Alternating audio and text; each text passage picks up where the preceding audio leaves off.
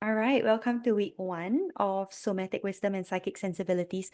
We're going to just start off with presencing and grounding to just come into ourselves before we connect with a greater group. All right, so just take your time to lower your gaze. And if it feels comfortable for you to close your eyes, but no, you don't have to do that. And wherever on your body that you feel you could offer a bit more presence, a bit more love, go ahead and place your hand or your hands there.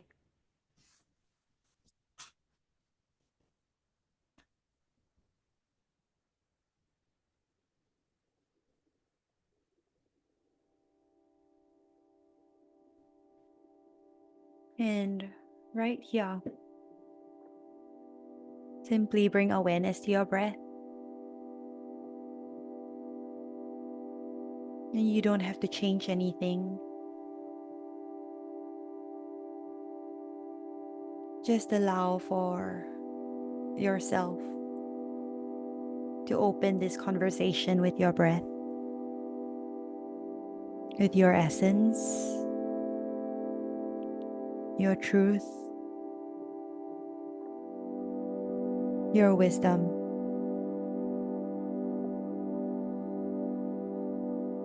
And here with your hand on a part of your body, just greeting yourself, saying hi to yourself, maybe for the first time today.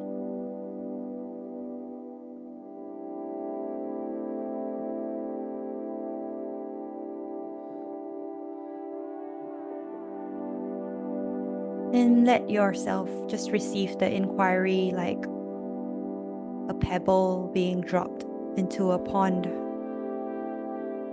How am I in this moment?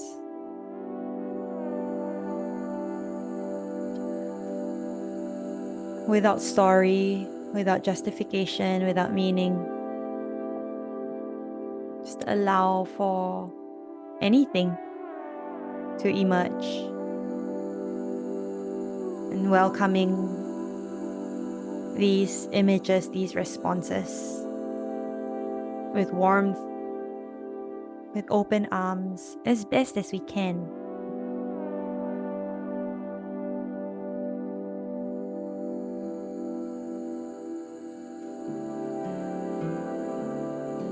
And taking this time here to check in with ourselves, with our bodies.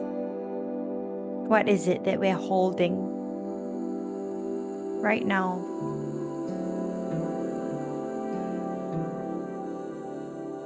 That maybe we were not aware of a moment ago. And again, everything that emerges, just allow.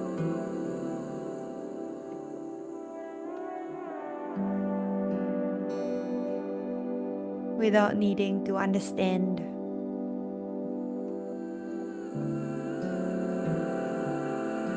Or to create a story for its presence.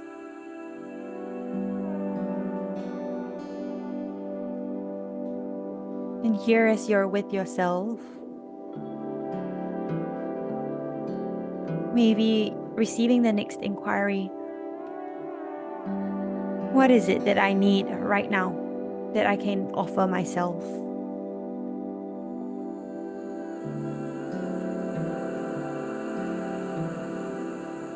What do I need right now that I can give to myself in this moment?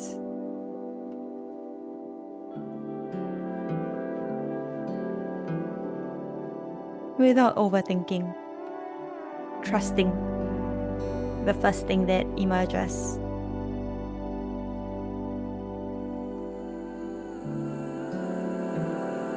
And together as a group, after your next exhale, if we could inhale together, breathing in, and through your mouth, letting your breath pour out. Breathing in together, sensing into your energies. And this time, offer your voice to your exhale.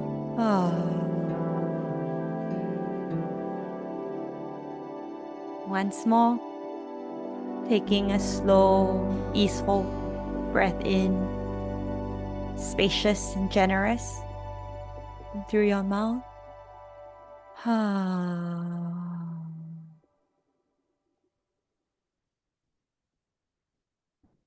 And return to breathing in and out through your nose. Notice what it is that's within you, what it is that you're holding, you're feeling, you're connecting with today.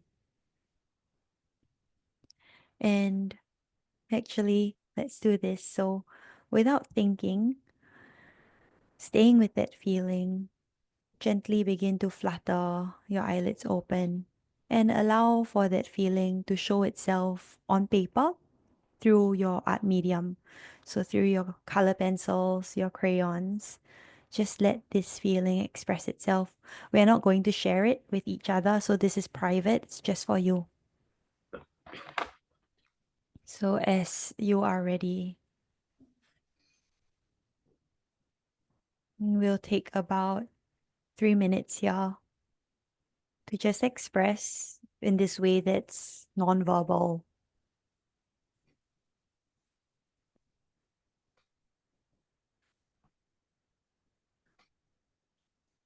And of course, if words are coming to you, go ahead and write them and know that this is just for you.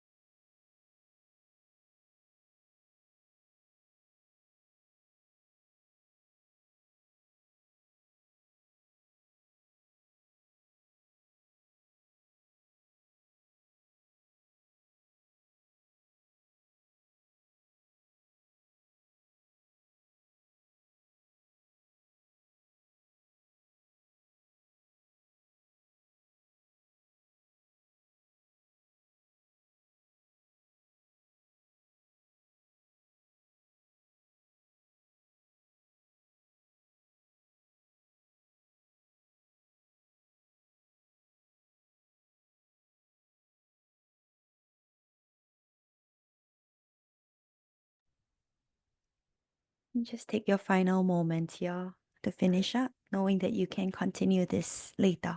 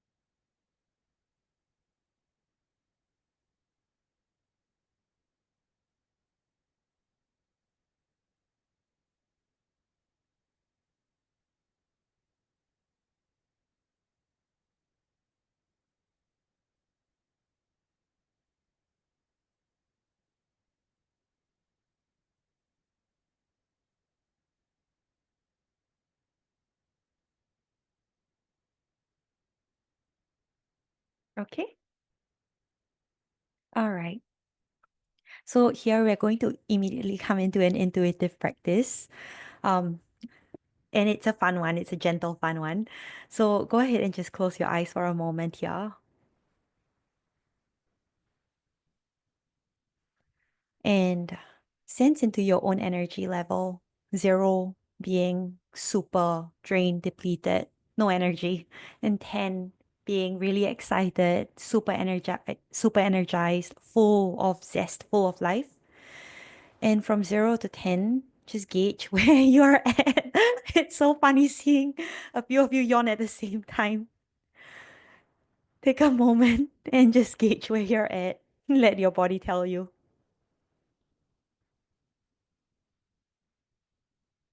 Okay, give me a nod if you have your number. All right. And now we're going to change our scale. Um, and now 0 to 10. 0 would be how introverted you're feeling. 10 would be how extroverted you're feeling. All right.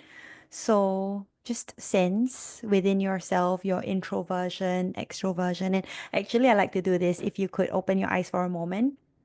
0 would be here, where your hand is like close to yourself. 10 would be here, your hand close to the collective. And just let your body, let your hand kind of sweep along this scale and let it stop where it feels truthful for you. And gauge what number that is. From 0 to 10, how introverted to extroverted you're feeling. Yeah. And just give me a nod when you have your number. Okay. And go ahead and just write that down, like the two numbers, energy level and introversion to extroversion.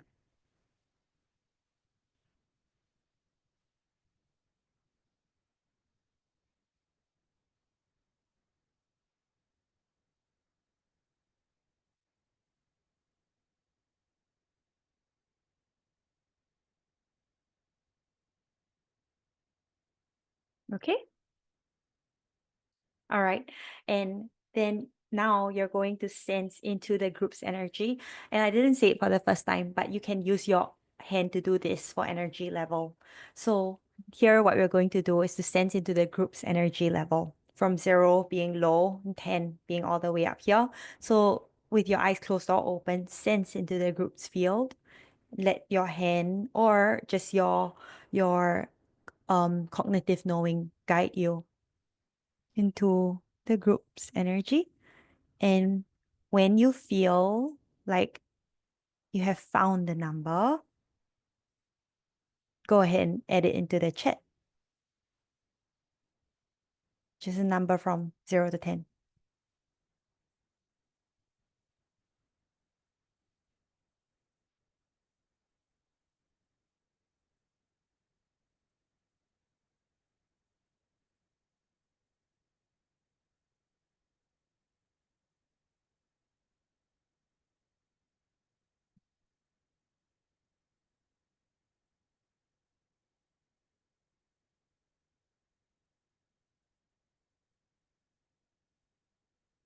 And just trust yourself, the first thing that comes up.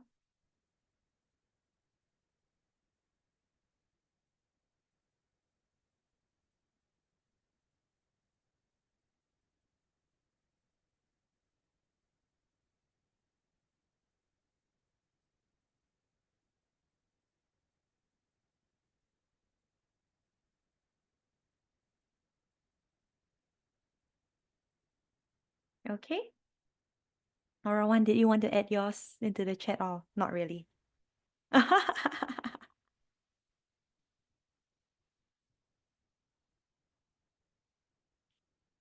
Okay. And if everyone could now put in your energy number, the number of your energy, your own.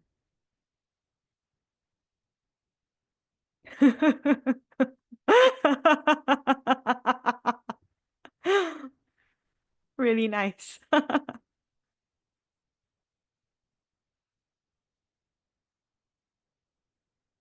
Yeah, I do think we meet at 4, 3, 3, 4, 5 as a group.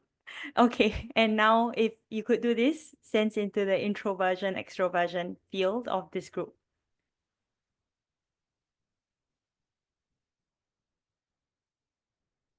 When you have your number, put it into the chat.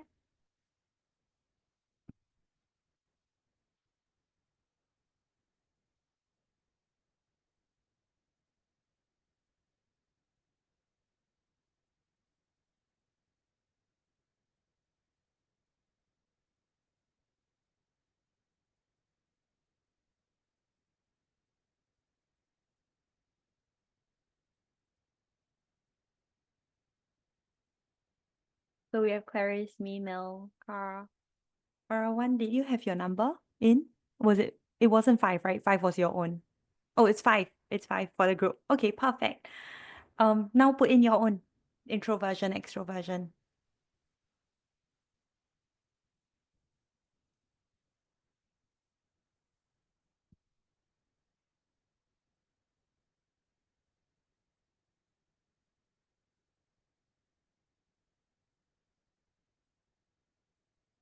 Really nice. I feel like we meet at 3, right? If my math is right. Mm. How was that practice for all of you? Yeah, fireworks, Cara. Clarice or one? Yeah, it was good. Like trying Yeah. to translate the feelings. Yeah. And this is something that we just sense into, we just know without knowing why we know. And it's like every place we go to, whether there's people in it or not, our bodies or our own knowing can immediately give us information about the places, the situations, the people, um the projects, whatever it is that our mind can tell us. And this is just evidence that there is truth that we have access to beyond our cognitive knowing. So that was just a little icebreaker, and now I'm going into our session. And I'm going to share my screen, and anytime any of you have any questions, please don't hesitate to interrupt me. Okay? Okay. Here we go. So week 1. So the first share, I'd like for us to introduce ourselves and to think about what is the dream that brought us here. So it could be a sleeping dream that brought you here. Maybe a dream that inspired you to, for whatever reason, to follow this call, to take this training. Or it could be just a waking dream that you have. Like maybe it's just to be more connected to myself, or to I'm curious about my own psychic senses, or I want to attune this skill. And these are the journal prompts that I offered. So what do you personally wish to receive from this experience? What support, insight, or transformation are you calling in? In what ways do you hope to grow through this training, and what aspects of yourself are you ready to deepen, awaken, and explore? And what are you most excited about or nervous about as we begin this journey together as a group? And what is it that lights you up, or what is it that sparks your curiosity? So just have a think about what you've journaled on, if you did. And if you didn't, that's okay. Just take this moment here to contemplate, and then we'll go around and we'll share, okay? And you don't have to worry about, like needing to say everything all at once, because there are many prompts like this throughout the session. So just go ahead and share whatever it is that feels present for you. So whenever anyone feels ready, go ahead and unmute yourself. And I'm just going to leave this screen here so that you can reference it if you need to, okay? I'll just start and speak off the cuff. Um, yeah, so I think what brings me here is a belief that magic exists and that that there are other dimensions, and there is a knowing of those within my body mind, and there is a very easy, intuitive connection to source when I'm working, when I'm in task, um, working with people, intuiting, teaching, intuiting, support with others. However, eh, I can be very, that intuitive channel can be quite easily um, doubted or interrupted or feel like it's lost at times. And so, what I'm interested in, and it's already kind of come true in this container so far, is that how can I be with myself and not throw the baby out with the bathwater, so to speak. So when I'm coming into an experience where I'm looking to use my intuition, or I'm hoping for that to be a free channel, free and easy channel, that sometimes the doubt can come in. And so, like, I feel like what I need is gradual steps, particularly in personal situations where I can come into the fear of not knowing, um, and um, and not have it be such a fear. So yeah, that would um and so I hope that, like, and so that in these, like, just small exercises now, it was very easy for me to answer those. I was given a really easy pathway that I could do. So that's a huge relief, because there is kind of like a fear that I'm not going to be able to do the thing, you know? So yeah, I'm hoping to kind of grow the tiny infant within that seems to still be very scared of that moment of not knowing. Um, what aspects of myself? Yeah, I think that's really enough for me right now. Yeah, thank you guys for being here so that we can do this together. Thank you, Kara.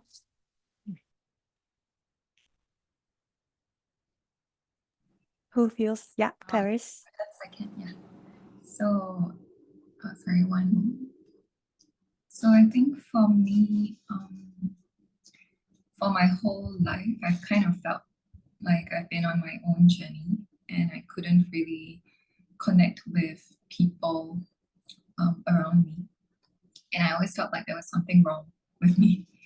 It's like I was seeing the world in a way where everything that I set out didn't seem to match that of others. And so in the last few years, I've been doing a lot of healing work myself. And then I realized how sensitive I am to things around me. And I constantly feel energies, and it was overwhelming. And I would say that um, my focus has always been how do I overcome trauma? Because I see a lot of pain in like others, and I guess so. Yeah, so I was determined to kind of work on my own to find my happier self, to really ask like, is there really a possibility to live in this world from a happy space? Because I was always down, I was always sad, depressed, and then so yeah, so in the last few years, apart from healing, I've been trying to look for my own community.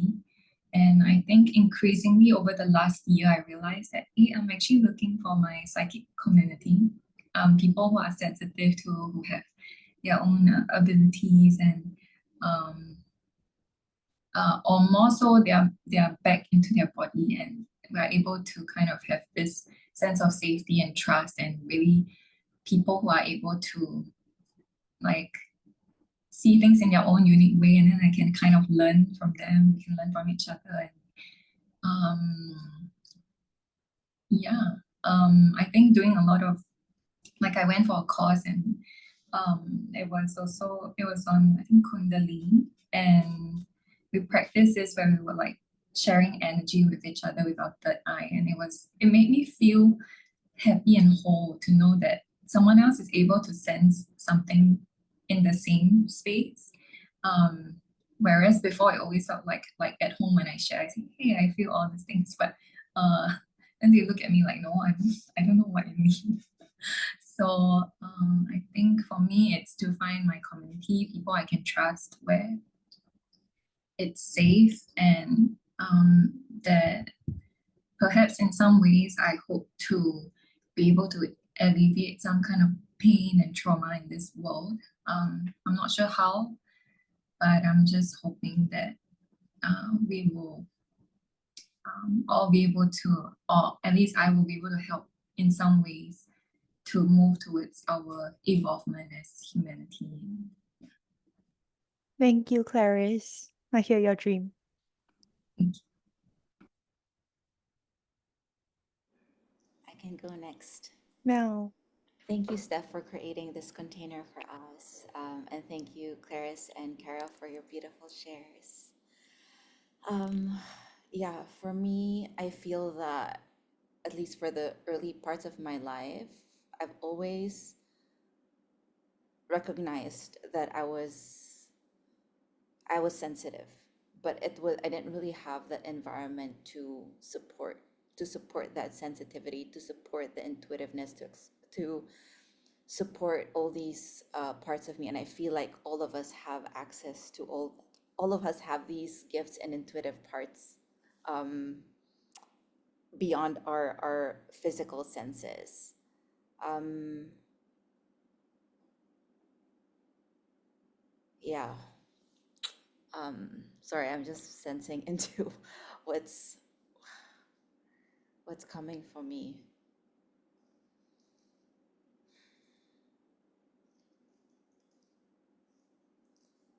I feel that I really do want to be able to.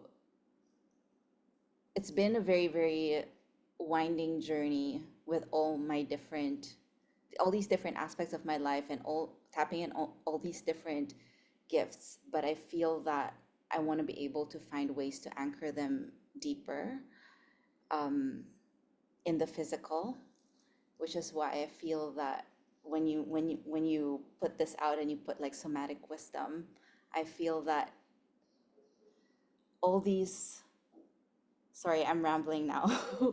All these different parts of us are like, it's meant to be together. It's not meant to be separate and different, isolated parts of us. We are here as a whole, and we are here to show up from that space as we allow these different parts of us to be woven within us, as a human being.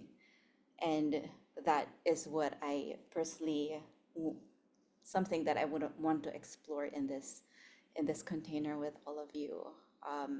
And I feel like it would immensely support me as a person who's journeying as an individual, as well as showing up through work, through service, through my in my personal life. So yes, I'm really excited. Sorry, I just rambled. No, you didn't, Mel. Thank you so much. Thank Thank you you. for sharing. Thanks, Steph, for creating this space for us, and thanks everyone for sharing your stories.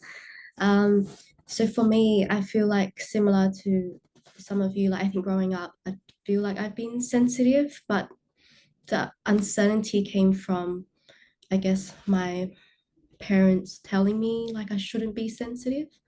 So it's almost like I'm shutting that part of myself down. Like they used to kind of shame me for like feeling too much. But I think just like intuitively, I used to be able to feel other people's feelings, and like I'd feel it in my body. And I thought that was normal and that was what everyone would feel. And then I'd ask someone and they'd be like, I don't know what you're talking about. So I was like, oh, okay. So this is, I guess, a superpower um, that I have.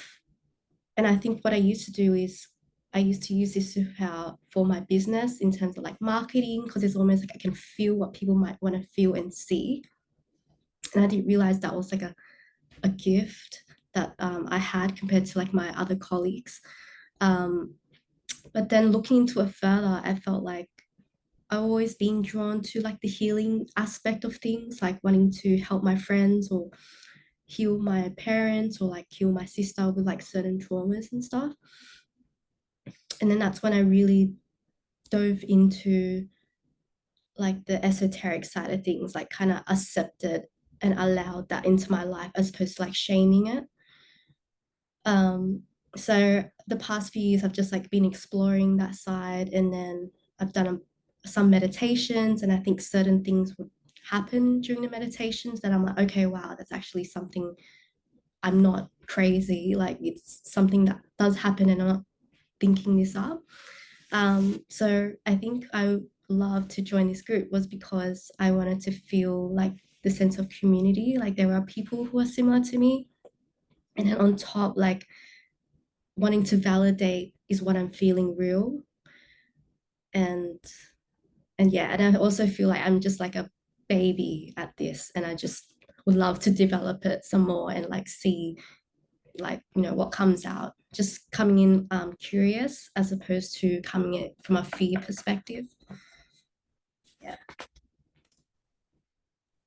Thank you so much. Thank you so much for sharing.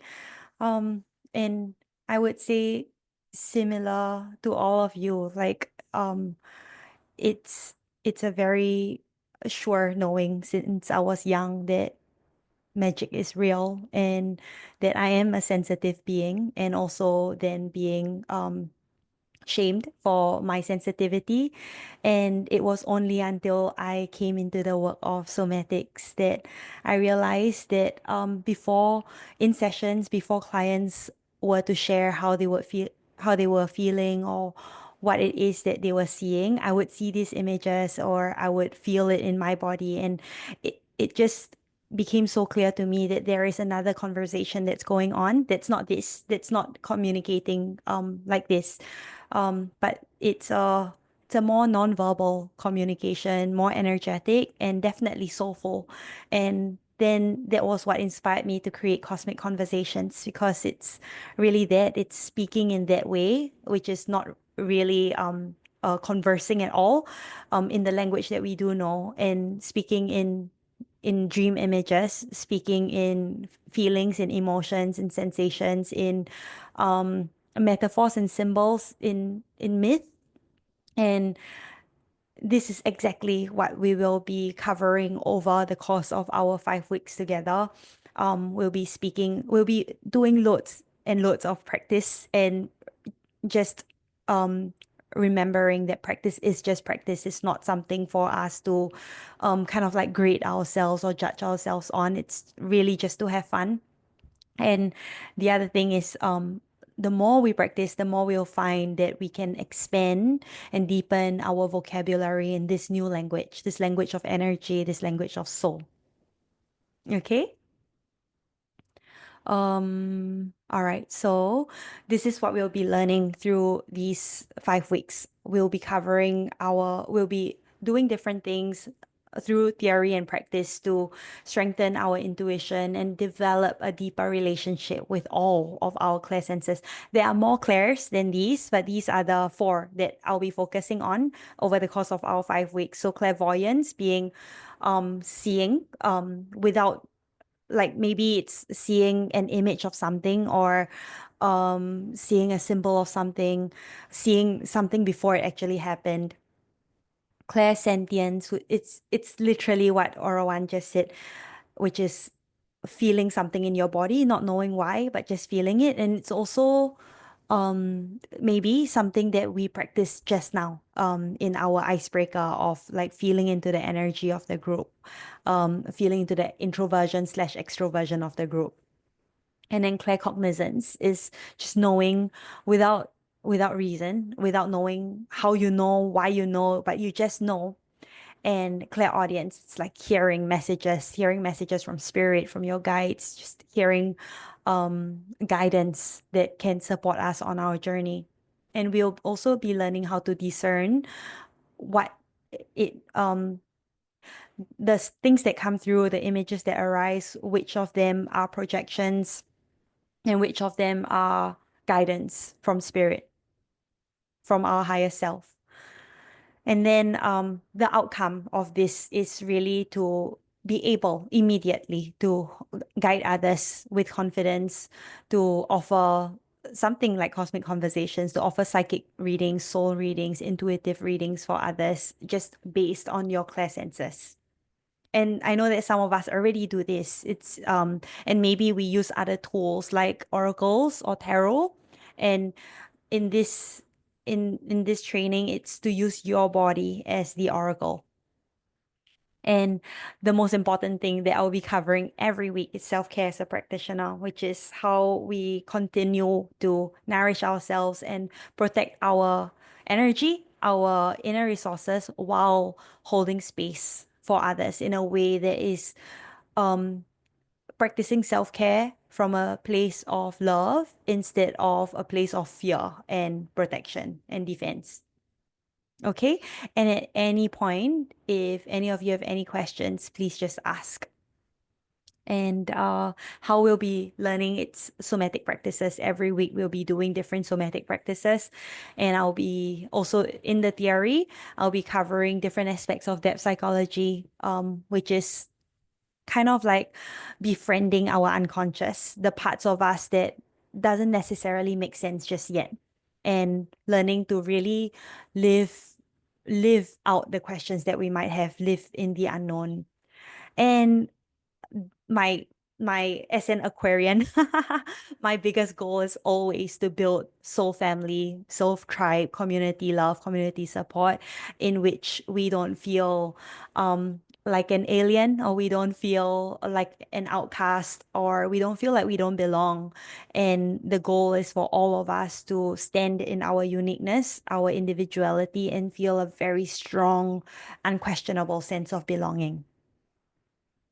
And also, I reached out to the previous batch of um, the previous cohort of this training, and some of them are really excited to join our training as mentors and also as bodies to just practice on. So along the weeks, some of them might join us, and they are also resource for support. Okay, if you might have any questions or anything you need clarification, you can definitely ask me, but they would be other bodies of wisdom that you can definitely turn to as well. So these are some guiding principles for exploration of this training, and I was thinking for life as well. At least that I am consciously putting into practice. So the first one is that the body is our first oracle. Our body, and we all already know this, our body already knows things before our mind does. And that's why sometimes it doesn't make sense that we feel a certain way, even though there is nothing to prove to us that what we are feeling is legit or can be validated. But the truth is that we already know, our body already know, because of the wisdom that we carry. So it's so important for us to really pay attention to the subtle sensations, to any kind of energy shift, especially to what's not being said. And then to the subtle impressions within ourselves first, to acknowledge them before we kind of seek external validation, because something that we can do is to notice these things and then to ask for confirmation outside. And if um the feedback that comes back to us is not of what we experience, it's very easy for us to kind of like toss aside what we innately know to be true. And a symbol that I like to bring in, especially when it comes to this, and I might be bringing it again and again every time before we come into practice, is that, you know, the story of of like five men who are blindfolded touching the elephant, and each of them are touching a different part of the elephant. And when someone asks them, can you describe an elephant to me? And someone who touched the tail would say, oh, it's very soft, it's very flexible. Someone who touched um the the body of the elephant would say it's very hard, it's very rough. Someone who touched the tusk of the elephant would say something else. You get my drift? Like, all of us, because of the collection of our lived experience, we are going to have a different perspective of the truth. And we will never have the whole idea of the truth. And that's where being open to one another comes in so handy, because when each of us share, it's really an illumination of a different angle, a different facet, a different face of the truth. So everything has a place. Every thought, every sensation, every moment of randomness and synchronicity is so meaningful, so meaningful. So it's so easy for us to dismiss something. Like, kind of, maybe an example would be, um, well, something that personally, like, gives me a very physical response is whenever I enter any space, or any, like, I start any yoga class, and then the teacher says, like, okay, inhale, exhale, leave your worries out of this room, or like, any negative energy, place it out of here. And I totally get the idea of that. And at the same time, it creates a bigger separation within us that we don't necessarily need. And with the depth psychological perspective of everything belongs, it's really calling back and inviting back into integration, calling back home all of the parts of us that we have judged before, we felt it's not okay, or we felt it doesn't really belong in this space. Maybe it belongs in my private space. But my invitation to us all is really to acknowledge every single thought we have, even a thought like, oh, this is useless, so what am I doing here? Or I feel so terrible, I shouldn't be here, or just any thought. Let it be in the room with us, because everything is a messenger from the unknown, with a message, with wisdom for us, if we only take a moment to listen. So yeah, notice them and and honor them as part of our unfolding process as a group, because it's no coincidence that the five of us are here together at this time, in this season of our life. The third point, the third guiding principle: no experience is wrong. And this is something that is so important to remember, because it's so easy for us to judge our immediate response as wrong. Like, oh, I wonder how other people are responding. I'm responding this way. I don't think it's right. So no matter whether you feel blissful, numb, resistant, uncertain, expensive, excited, happy, sad, in despair, recognize that every state is valid, and allow, as gently as you can, allow for yourself to meet yourself just as you are, without forcing, initiating any kind of shift, just to meet yourself. Okay?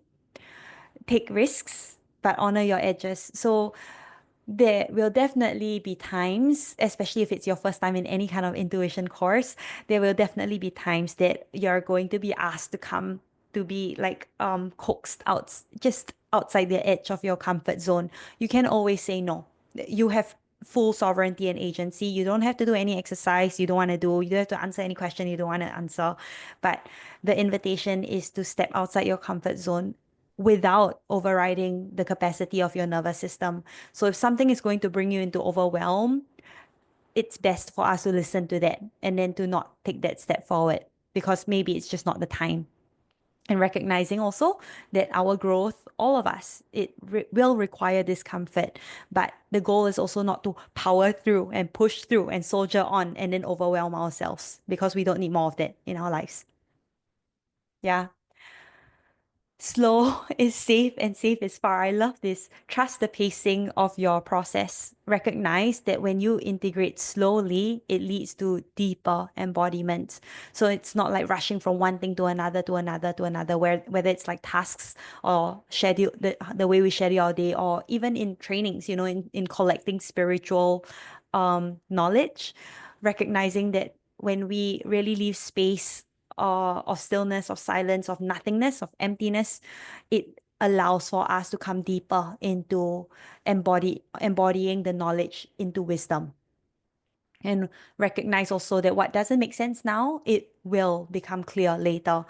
Recognizing that the insights, your insights, is going to surface at precisely the right time, not a moment before.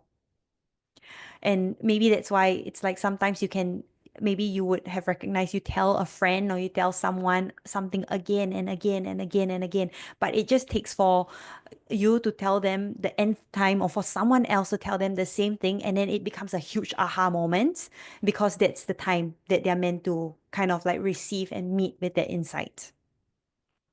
To lift the question, recognize that not everything needs an immediate answer.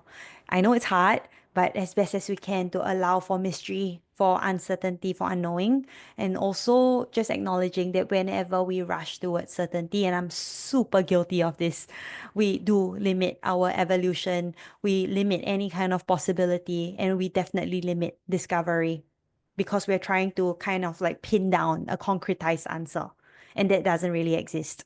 It's always growing. Truth is always evolving, always changing. The last guiding principle: honor the sacred and the playful. Recognize that this is deep work, but have fun doing it. Recognize that this work is also you being here. It's definitely a celebration of possibility and of magic. So bringing reverence, bringing respect, and also bringing joy, and letting all of these coexist together. Okay, so I'm going to pause talking for right now. And these are some journal prompts for you to just take about 5 to 10 minutes to reflect on right now. What was it that stood out for you? What do you already do naturally? And what of these has felt challenging in your lives? What stood out for you? What do you already do naturally? What has felt challenging thus far? So I'm just going to try this. Can you see the screen? Just in case you need to refer. Yeah? Okay. Sorry, can I see the questions again? Yeah. What stood out for me? What do I already do naturally? And what has felt challenging?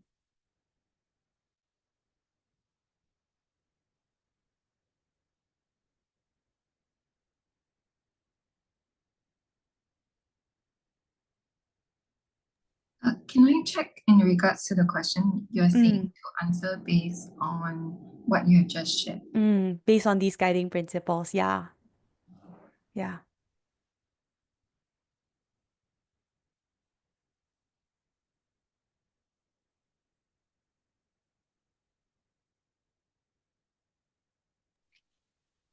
Steph, would you be able to just like copy and paste the questions into the chat? Yeah. Oh, the questions.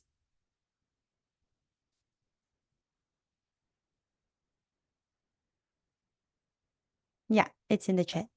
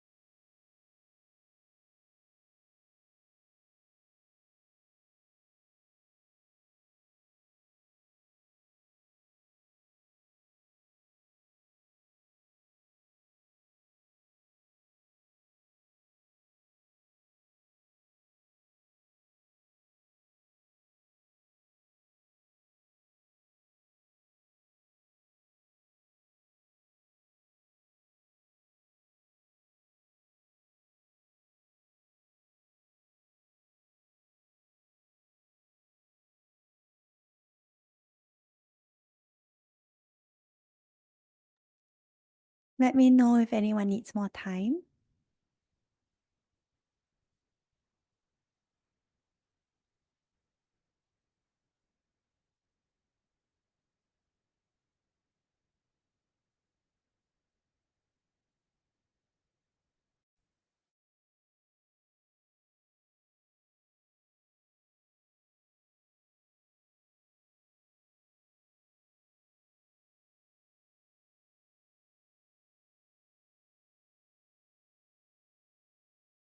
Are we all good?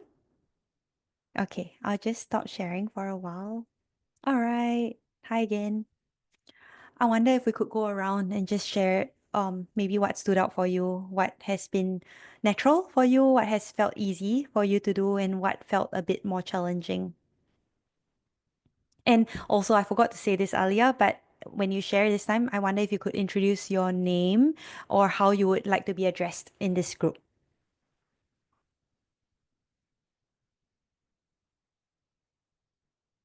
I can go first.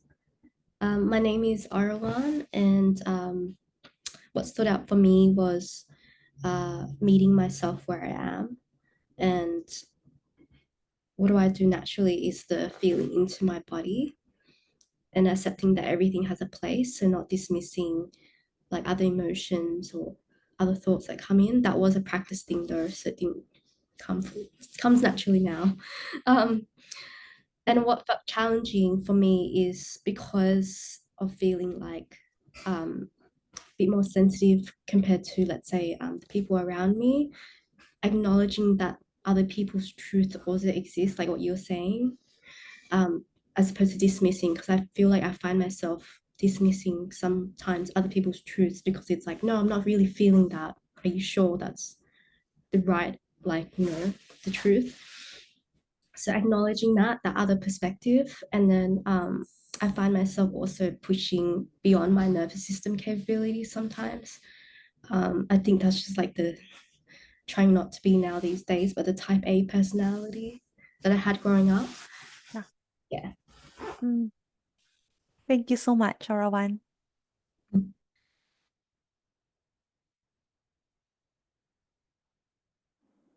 I can go. Well, So, hello, my name is Malvina. You call me Mal or Mally. So, what stood out for me was when you were sharing, again, I think it all comes back to how all of our parts belong, um, and how everything has a place. The example that you shared was absolutely, it's really perfect because the one where you leave the negativity at the door, because when you step out of the door it's still gonna be there, right? So it's like finding a way to welcome all the different parts, sensations, feelings, or knowings, even if it's uncomfortable. So I feel like that was a very, very good reminder. What I do naturally, honoring the sacred and the playful. And then body wisdom, allowing my body, following what sensations I'm feeling in my body.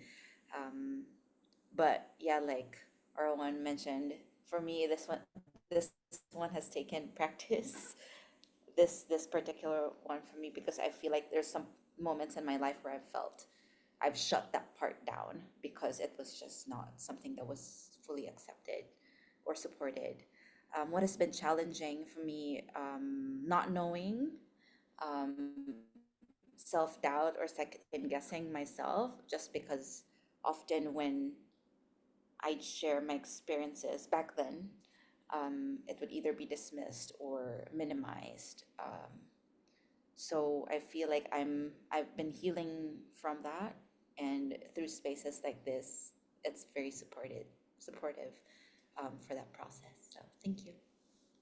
thank you, Melly.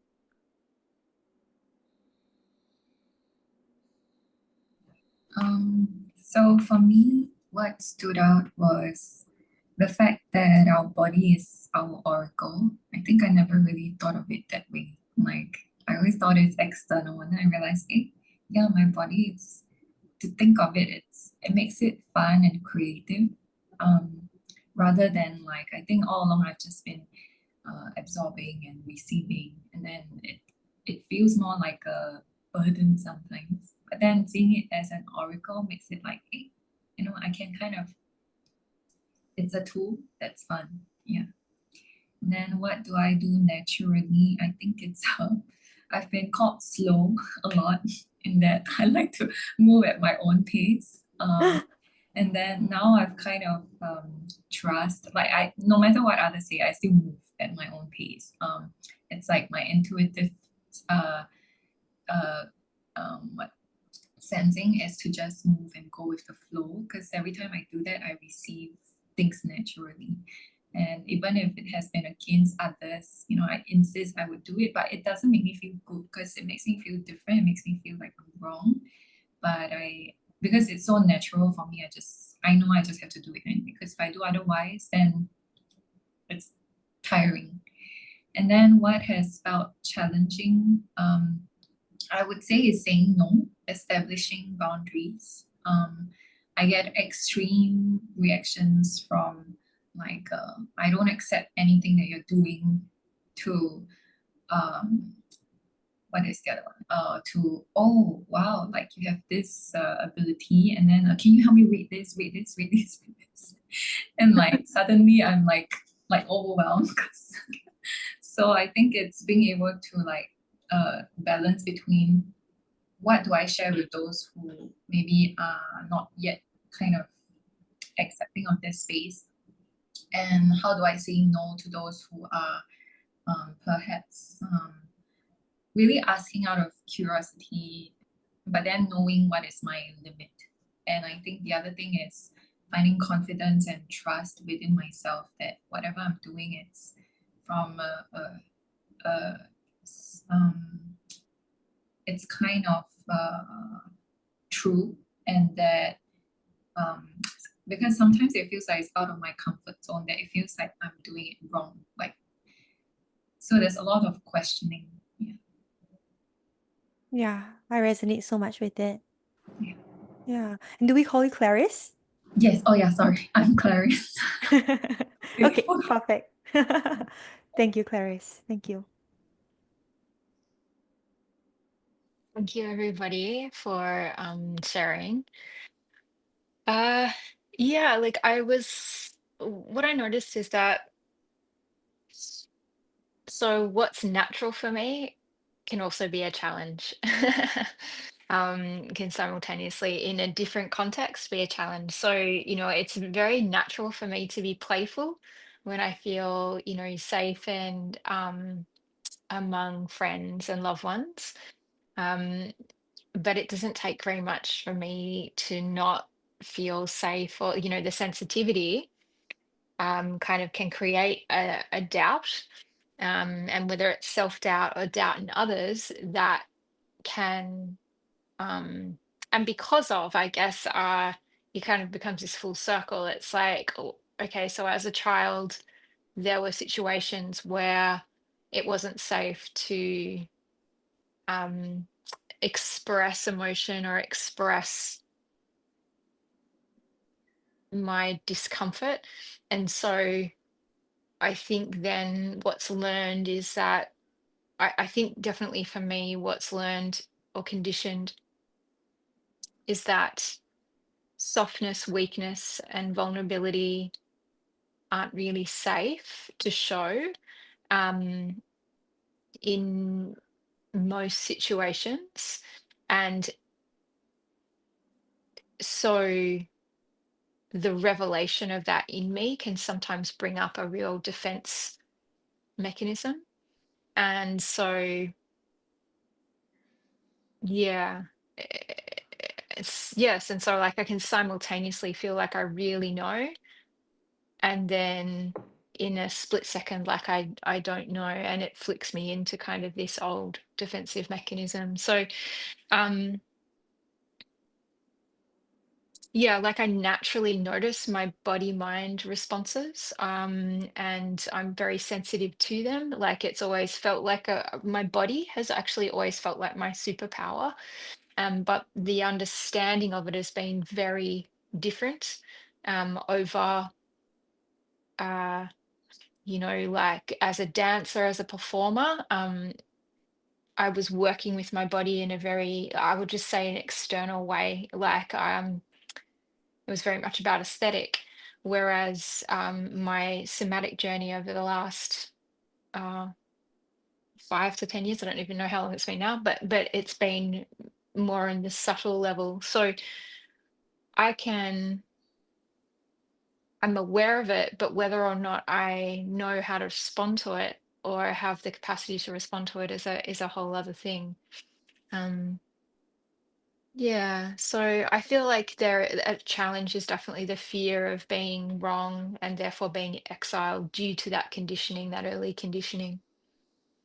Yeah, but like naturally I express myself creatively in writing or have done in my life and through art. So I feel like that's also a way where this stuff is coming out. Yeah, I'll leave it there. Thank you. Thank you, Kara. If you don't mind me asking, like I realize when Kara is speaking, there's this bubble that appears. What is I that? think it's her thumbs up. Like when I think, because I was noticing Yeah, it too, and it's when she does this and Zoom yeah. has a thumbs up. Oh, I see, I see. Because I Maybe was like, it was so interesting because when she said the word doubt and then it comes up, like there's a speech there was bubble. a speech like, Yeah, psychic stuff already happening in here. Okay, I'm going to continue to the slides, all right? Thank you so much, everybody, for sharing. Mm. Okay, so relational and ethical awareness, and this again, it's for the training, but I feel like it's so useful for us to just remember this in life. All right. Um, to trust our inner authority, to recognize there's never going to be a teacher, a therapist, a method, um, any kind of form or tradition that would hold more truth than your own inner knowing. So always take what resonates and leave everything that doesn't. Okay, and this is also what I always tell every participant, every student, and every client that I meet, to take what resonate and leave what doesn't, to follow what you've came here for. It's very easy for us to be drawn. Maybe less on Zoom, I'm not sure, but it's easy for us to be drawn, distracted into other people's processes, but to ground and know that our journey, it remains ours. So while it's so important for us to practice empathy and presence towards others, it's it's just as important to reorient ourselves back into our own unfolding. So to focus on what we came here for. Okay? The power of silence and stillness, especially in readings, to recognize that not every space needs to be filled with words, to recognize that silence can be a portal, and that the gift of stillness is that which allows for deeper listening, or to listen to what's not being said, to listen to the subtle energies. Your presence is always a contribution. So even if you're here, you're not saying anything, it might feel like you're not contributing. Just remember that your energy, your presence, and your willingness to be here, to devote time of your day, your week to be here, it is a part, and it's always going to be an ongoing part of our collective alchemy, our group alchemy. So don't feel pressured to say anything, contribute if you really don't feel like it. Okay? From judgment to inquiry, whenever you find yourself judging yourself, judging others, judging the process, take a moment to just pause and inquire, what is it that I'm protecting? What is it within me that might be fragile, vulnerable, that all of my armory and my defenses seems to be coming up right now. What is this revealing for me? Who am I protecting?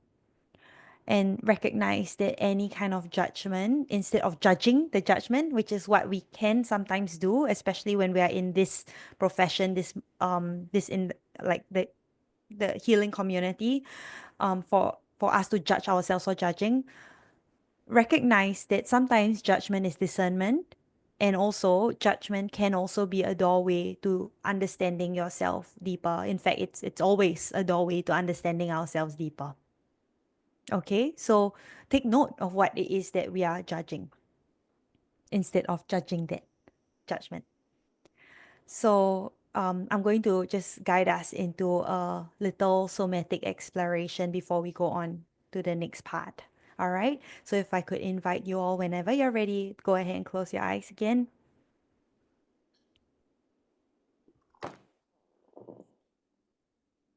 And maybe stretch, reaching your arms overhead, stretching out your sides, your spinal column, releasing any energy that feels a bit stagnant from the sitting. Give yourself a shake if you need to. Take all the time in the world. And when you are ready, come to any posture, position that feels comfortable for you. And here I invite for you to take a little, imagine a little submarine from this talking, thinking state that we are all in, to go a little deeper into the inner ocean, the vast, expansive inner ocean of our consciousness. And let this submarine take you around this ocean that is you. And allow for the submarine to explore the different landscapes in this ocean of your body. Notice what you're seeing. And we begin our first visit, our first stop, which is that of our inner child. So maybe if the visualization and imagery of the submarine is still useful, let the submarine take you to the part of your body where you're kind of sensing the archetypal energy of your inner child, where they might be in your body right now. And if it's helpful for you to place your hand here where the submarine is, where your inner child might be, knowing there is no right, no wrong in this process. Take a breath with your inner child. And in your own way, just let your inner child know that you're here on this journey, this 5-week journey, this training.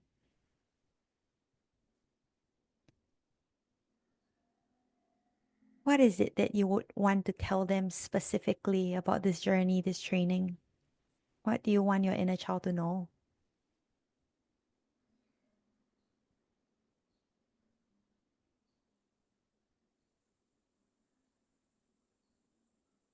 And what are your requests of them? What requests do you have of your inner child? Like maybe it's to speak through you, to sit beside you, to resource their curiosity, their innocence, purity, their wonder. What requests do you have of them? And what do you want them to know about you going on this journey? What do you want them to know? How would you like for her, this little one, to maybe support you in her own way, in her own natural being?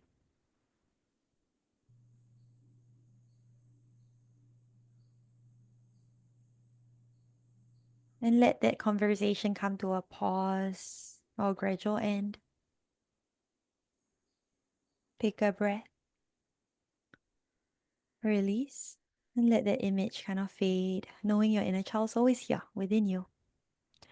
And the next island we're going to meet with is that of our inner critic.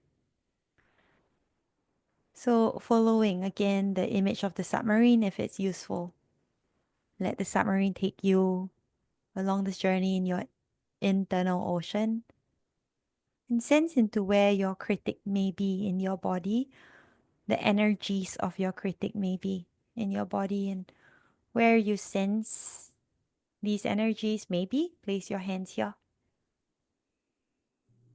That within you that is very quick to judge, to criticize, to doubt. And if you could share a breath with your critic and anything at all that you want to tell them about this journey, this training, anything you want to tell them, any requests of them,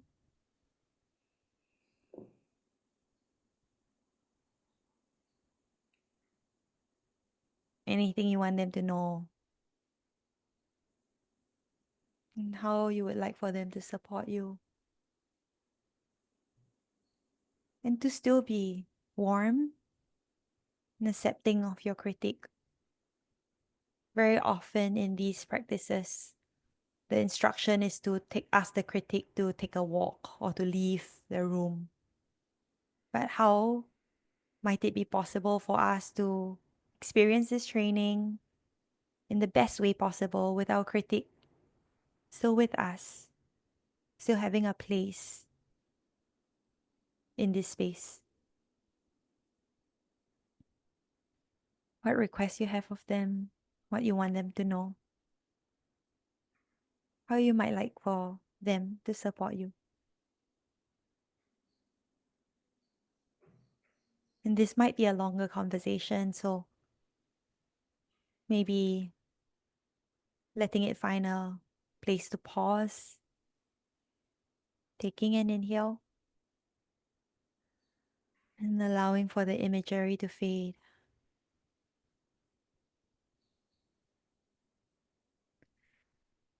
And now we are going to visit within us our loving inner mother, our loving mother.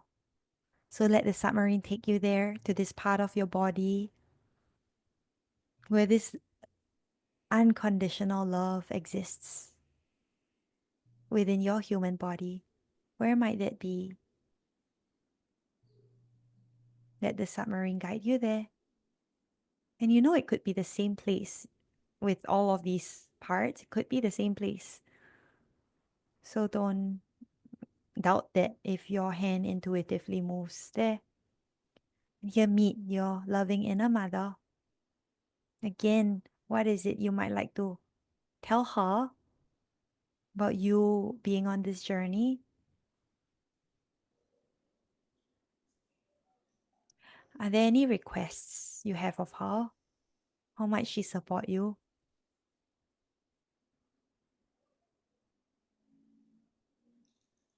What is it that you want for her to know as you embark on this exploration within yourself, your body, your psychic sensibilities?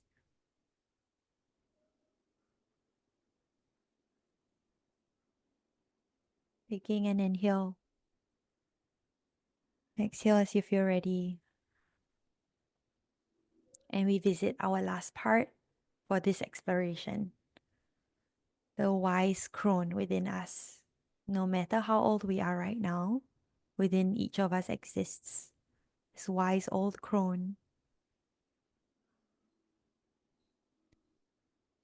So find this wise witch, crone, hag energy within you, the one who is super duper psychic, the one who already knows, the one who has boundless compassion and understanding for all of your states,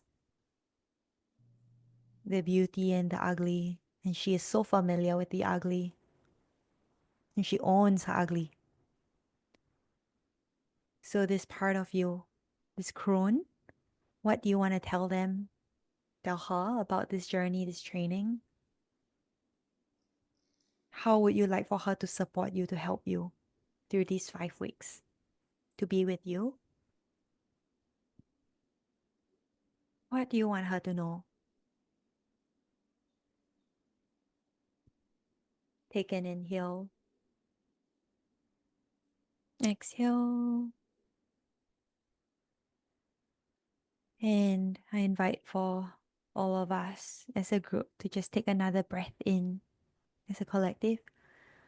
And through your mouth, releasing. And gently, gently allow for yourself to zoom out instead of being in the submarine. Recognize yourself as the ocean of awareness, the ocean of knowing, the ocean of wisdom. Notice how you feel in your body. As you are ready, take another breath and begin to, at your own pace, time, bring yourself slowly, gently back to the group. Have a sip of water.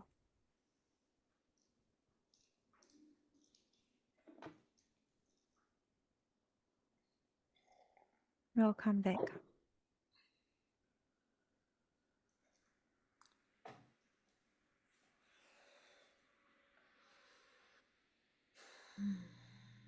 If there was anything that stood out for you in that somatic exploration, if you would want to just take a minute or two to jot them down in your journal, anything that was significant that you want to remember,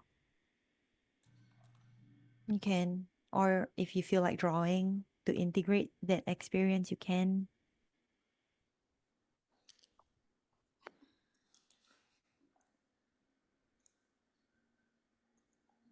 But that's an example of working with the archetypes within us, working with imagery through the body. And if emotions came up at various intervals, various islands, various parts, you can note them down as well. The inner child, the critique, the loving mother, the wise old crone.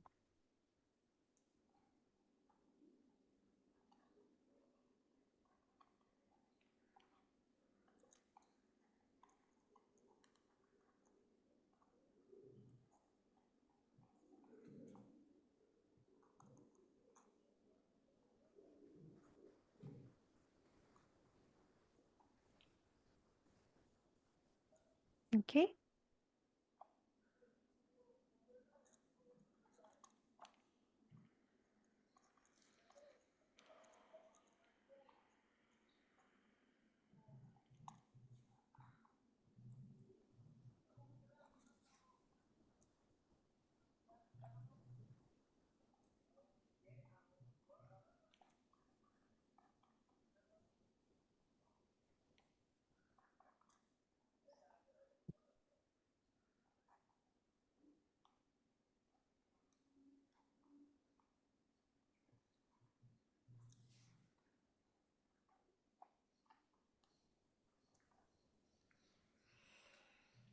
Can I just do a pulse check if anyone needs to leave at 12 o'clock sharp?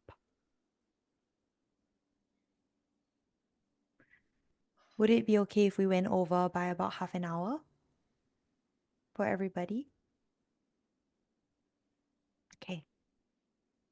Okay.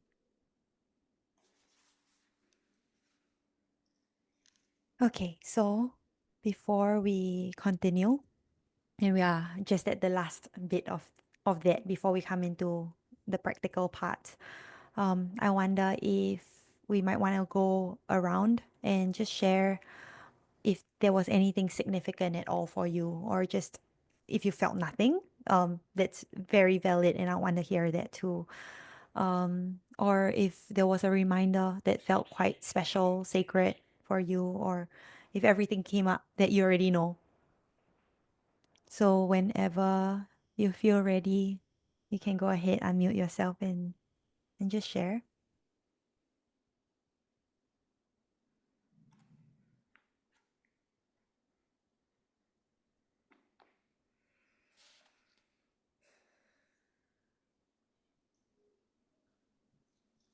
I can start.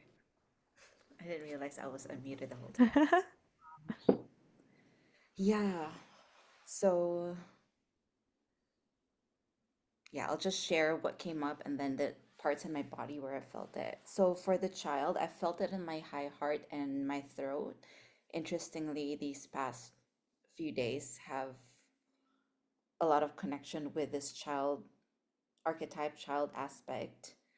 Um, so what came up was like voicing out and expressing, like being able to express and voice out um, my truth. Because I feel like so basically I took my niece to a swimming lesson yesterday and she was okay, but at some point the teacher kept like dunking her and she just kept crying and I of course she's a baby, but for me it really brought up a lot of stuff within me as a kid that I was, you know, not able to voice out and have autonomy over what felt okay and not okay. So that was very present, being able to voice out.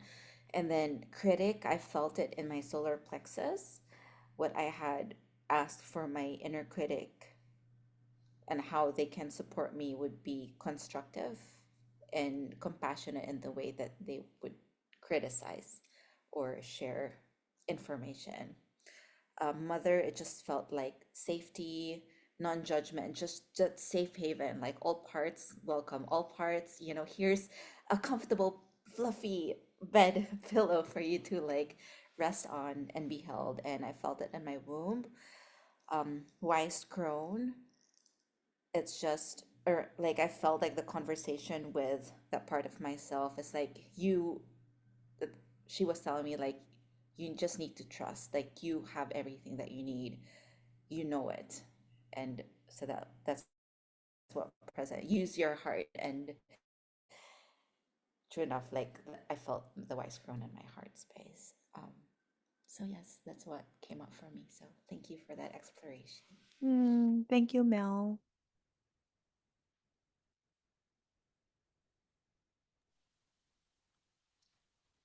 Thanks, Mel, and thanks, Steph, for that exploration.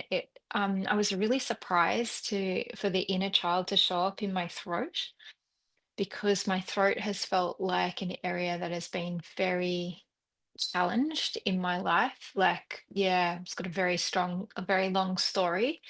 And it's interesting because I only just found out that actually my rising is Leo. And it makes a lot of sense to me because of the playfulness that I can sort of really enjoy. And that was very natural with my grandmother, who is like the maternal line. So I think I'm, her seeds. So it was very nice to have a different experience in my throat. To imagine that there's still an untouched inner child's energy, playfulness. Yeah, there. So that was really cool. The critic is something that I identified through my prefrontal cortex, or like just through that frontal area, like even towards my um temples even, which I thought was interesting because my temples are often an area where I will go into to expand perspective, like I gaze out of my temples in order to change my visual perspective, and I find that that really expands.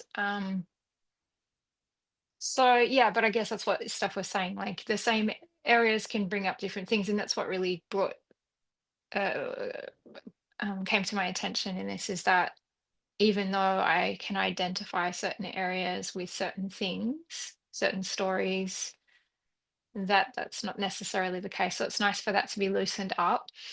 The loving mother was in my heart, and that feels like a very practiced place, a very practiced sanctuary for me. That is probably you know, my most frequent go-to.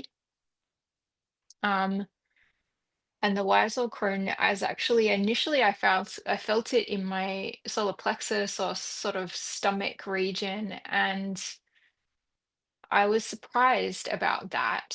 Also, but then also the third eye and the pineal kind of started to come in after a little bit too, and then it felt like it was all of those things. which, yeah, it surprised me for my gut, but not really, like, but I haven't been identifying it that way also. So yeah, it was lots of surprises for me. And I wasn't very clear with what I was saying to them, but just spending some time. It was easier with the inner child, but not so obvious with the others. I was just kind of more spending some time. Yeah. Thank you. Thank you, Kara.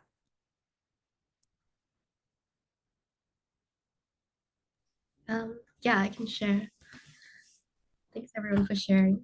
So for me, with the inner child, initially I felt it in the solar plexus, and it was and wasn't a surprise because I felt like the solar plexus is a place where you kind of push to make reality happen.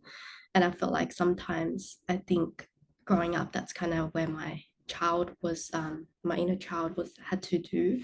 But then later on, as I softened, I felt her in my womb. And that's when I asked her to bring out that playful side back and that curiosity, and to also show your true heart instead of guarding and yourself and defending yourself.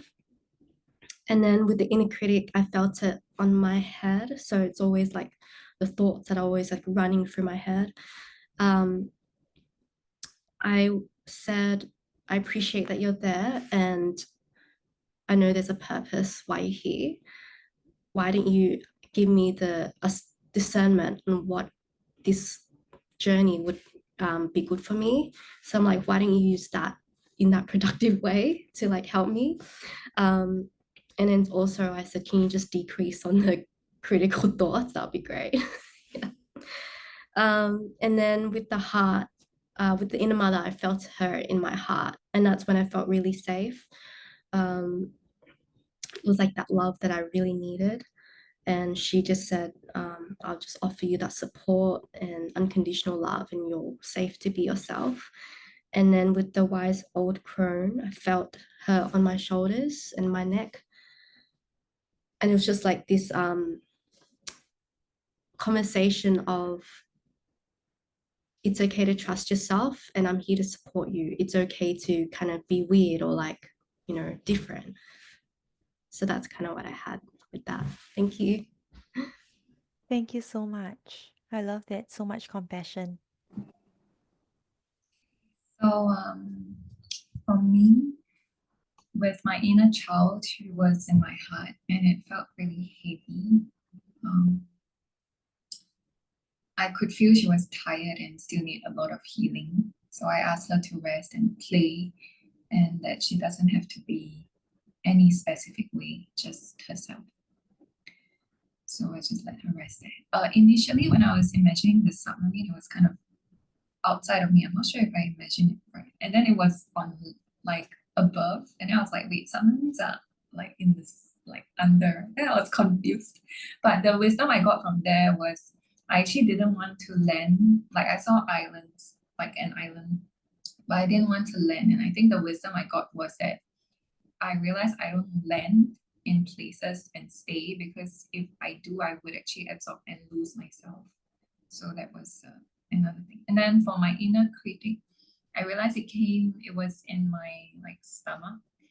And so it always comes as like this uncomfortable feeling, like piercing, can be very loud. And so I asked it to make it more comfortable, silent and clear, to help me to balance instead of like overwhelming me. And then my loving mother was surprisingly on my thighs. I was like, huh? And then she said, like, she has this very soft, like, knowing voice where she says, I'm here because there is the least pain here. And so it's only when I'm here, then I can provide you with all the love and nurturing. And that just know I'm always here, even if it's not obvious to your nervous system. And then for the wise old crone, she was very humorous. She was actually at the side of my stomach, and she was like, ha ha ha, you did not expect me to be here, right? Then I was like, oh, okay. And so I was like, why are you here? So she said, I exist here because here is where you hold everything, where you hold the discomfort, just everything. And so I'm here especially during the most uncomfortable and painful parts so that I can provide you the wisdom you need to push you forward. I will always be here to push you forward when you're ready to move despite your discomfort. And your meter of discomfort is where your wisdom exists. So yeah. Oh my gosh, wow. Thank you, Clarice. Thank you all so much for sharing. Yeah. Um, I was actually contemplating on whether I wanted to open this space for us to share this or not, because I know it can be very, very private and personal. But I'm so glad I did, because this is just a beautiful testament of everybody's body carries different energies in different areas. You know, like a lot of times in like spiritual textbooks, or even, yeah, like some somatic books I've seen, it's said like where in our body we carry what emotion. And while I do believe that there is science to that, there is certain truth to that, we can see from this very small group of all of us here that even with us, we carry different emotions in different parts of our bodies. We carry the same archetypes in different parts of the bodies. So it's just something to be cognizant of and to know, especially when we are giving readings. So you know, like when we are kind of like feeling into a certain part of our body, when we are attuning to someone else, and if cognitively it doesn't make sense, like oh, why is do I feel the critic in the heart area, let it not make sense, because like this is proof that each person carries different energies in different parts of the body. Yeah, any questions? Okay, can I move on? Yeah, okay. Okay, so this is about our group, okay? Agreements of the container through this 5 weeks together. Together, we create a safe and respectful space, and we create as a collective a sacred container, because we hold ourselves and each other with regard, with respect. And when each of us are sharing, we stay present, we speak from I statements. And this is so important when we are like with the practice later that I'm going to offer, for all of us to speak from an I statement instead of a you statement. Or I think you are this. Instead is I feel this, you know? And also like we listen when others are sharing, we listen from a space of openness. And also it's very also normal, common for us to be pre-planning what we to pre-plan what we are going to share when it's our turn, when someone else is sharing. And my what I'm offering for that is that every time before maybe like a more reflective share, I'm always going to give space for whether it's to think or to journal before sharing. So that would be the space for us to kind of like gather our thoughts, so that when someone else is sharing, we can just be present with them, and to trust that when it's our turn, our time to share, it's going to come out in a way that it's meant to come out. Okay? We leave um ha ha ha, my languaging for this. We leave shame, comparison, competition outside, like when I was just saying about the like everything's included. But for this, it's really a remembrance to recognize, for each of us to own our process, to know that growth is not a race. Okay? And I need to definitely change this. I can't believe I didn't catch it. But it's really to, I would say, to, with our journey earlier with the critic, right? Like the critic would be responsible for shame, comparison, competition. I would say with that, it's to take time to understand our critic, to take time to be with her, to take time to be compassionate with her, to let her know that this is safe. It's safe. Yeah. Um, we honor confidentiality, so remembering that what is shared here stays here unless explicit permission is given to share. Um, outside. And of course, like we want to share with our friends, especially if we are going through something exciting. And we are all welcome to do that. It's just to maintain confidentiality of the participants. And we share at our own pace. Like I said earlier, everyone is invited to share, but no one will be forced to. Okay, we witness, do not fix. So we are here to support ourselves, to support one another, but we are not here to rescue, to man, or to control anybody. I mean, not even ourselves. Yeah. Okay. So like, given this, I would like for us to just have a think about what else do each of us need to feel safe in group space? What do I need from myself so that I can feel safe in a group? And what do I need from the group so that I can feel safe in this group? So just have a think about that. And whenever you're ready, put it in the chat. Okay? I'm going to leave this question here. What do I need to feel safe in a group?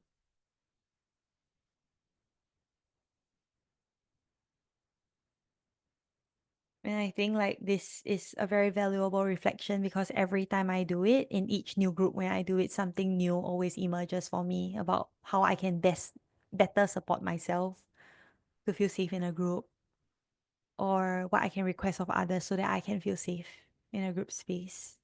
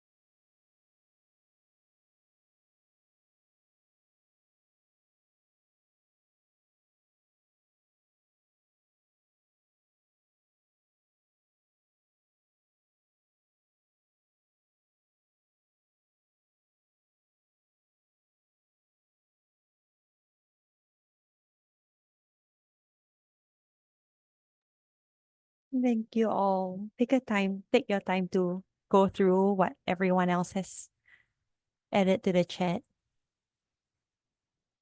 And just receive that, like how each of us are being responsible for our own safety, and also the request that we have of one another as a group.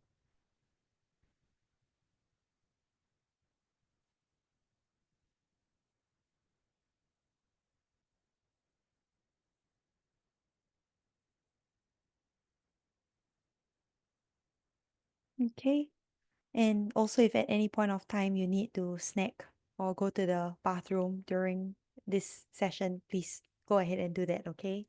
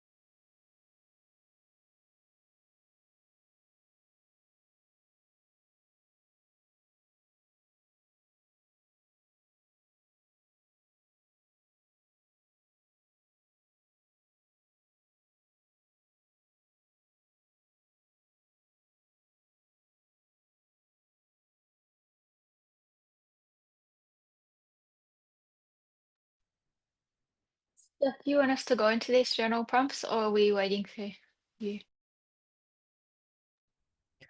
You can have a read and have a think about it.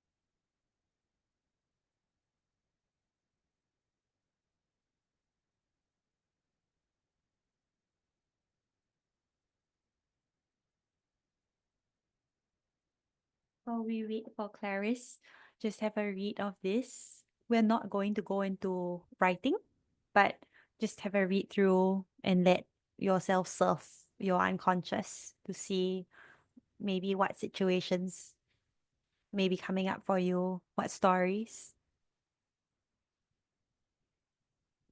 But of course, if you want to write, you can.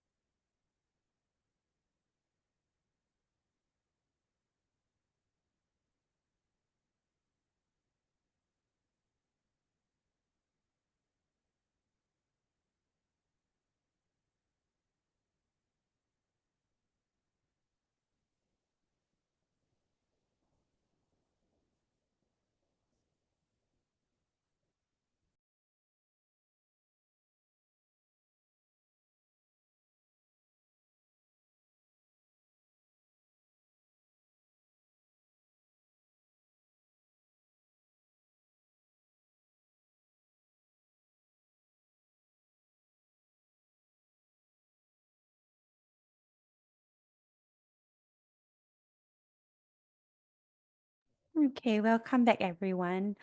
Here's what we're going to do. I know it says journal prompts here, but I think what we'll do is have a read of these prompts. So some of them we've covered already just now in the introduction, to reflect on a time where we sensed that we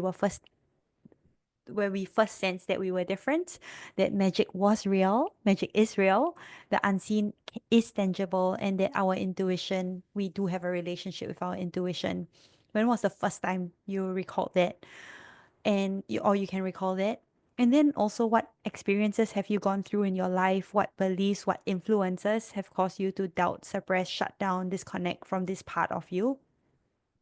The last one, how has life in its natural unfolding just guided you back to this space? Back to yourself, back to your intuition, and back to your magic.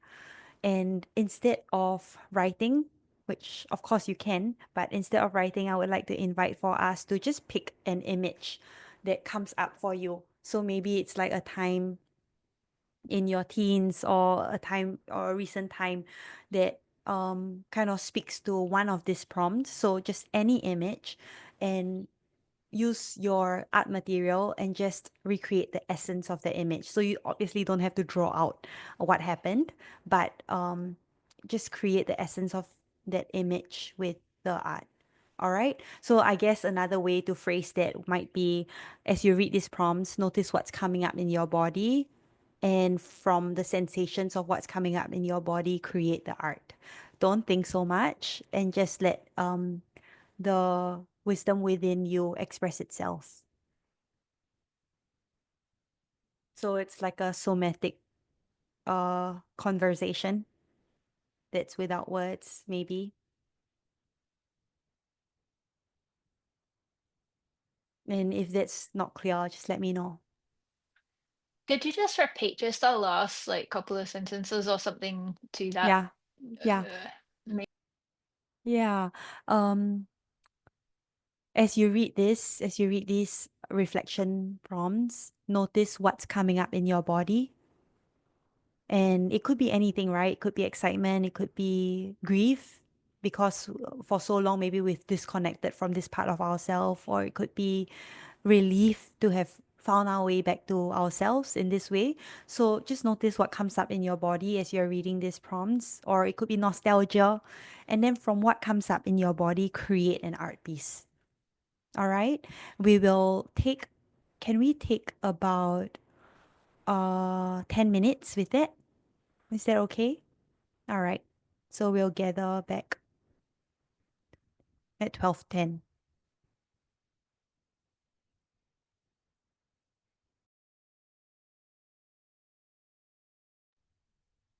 And just trust yourself here.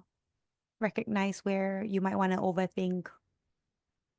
Just let the feelings be translated into color, into shapes, into texture. And then we're going to do a group practice together with whatever it is that we create. Make sure, like, it's the most important thing to note is that it's truthful. The art is truthful. It doesn't have to be pretty, aesthetically nice, just honest and truthful.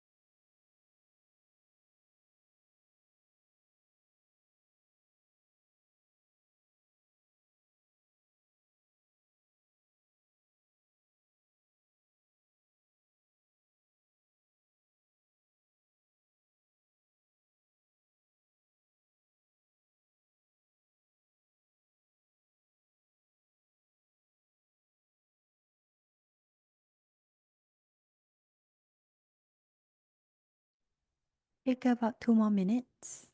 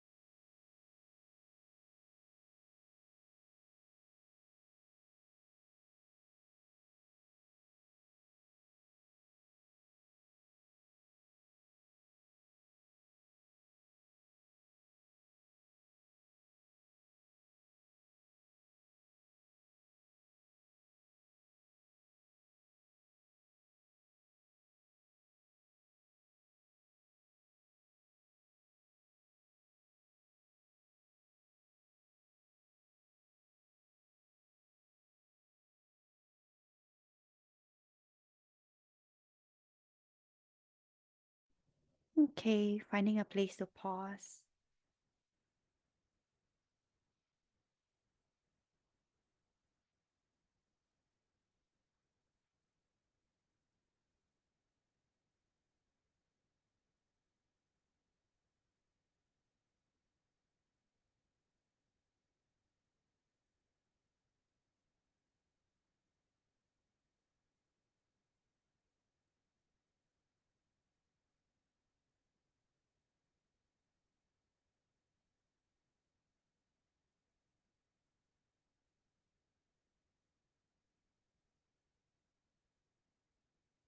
All right, welcome back, everyone. So, in the next activity, what we're going to do is a practice from expressive arts therapy, whereby we are going to take turns to just show one another, show the group your image. You're not going to explain it. And what we're going to do, the group, as we are met with your image, is to notice what it is that we feel in our body. So this is a practice of acknowledging our body as as an oracle. Okay, so whatever it is that comes up in your body, you're just going to share that with the group. Um, and this is where the practice of I statements would be coming in. Okay, it's not, oh, I feel like you are this or you are that, or I think that you are going through this, but it's everything that comes up in the present moment in the body, coming from the space of I. And of course, this is a practice of clairsentience. We're going deeper into clairsentience next week with more fun practices. But today, along with whatever it is that comes up in your body. If you hear anything, if you see anything beyond what you physically see, if anything is just coming through and it feels right for you to share it, just share it. Okay, we are going to just pour in together into this group hot pot, group alchemy. Okay. I think that's all I want to say. Any questions with this? No. All right. Yes, Clarice. Clarify, you're saying we will all individually show the One photo. at a time. We won't share, right? Uh, correct. And So yeah, so you're just going to show, and then you're going to uh let the group receive your image, and then so you're literally holding your image like this. Yeah. And then let the group receive the image, and then as each of us are ready, we're just going to share one by one, starting from the body, all right, the oracular body. And then if audience, what we hear, what we see, what we know just wants to come in, we let that go through too. And also if the other class come online, like, oh, I smell this thing, or I taste this thing when I see um the the the expression. And then at the end, after the group shares, the artist will then share what resonates, what illuminated, what we didn't even think of, and maybe what was going through them as they were creating, what was the story, the image that was wanting to be expressed through the art. All right. And then we close. Okay. Okay, who wants to go first? Okay, Kara.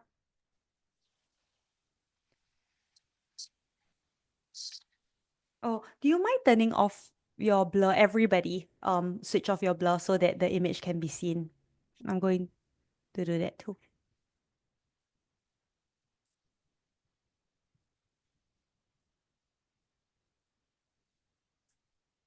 Thank you.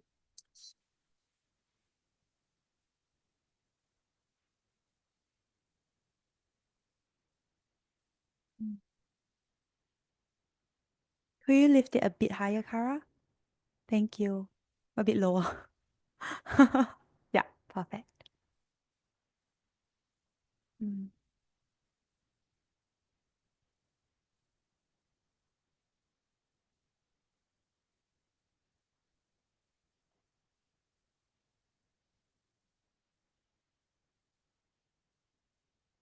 I'll go first.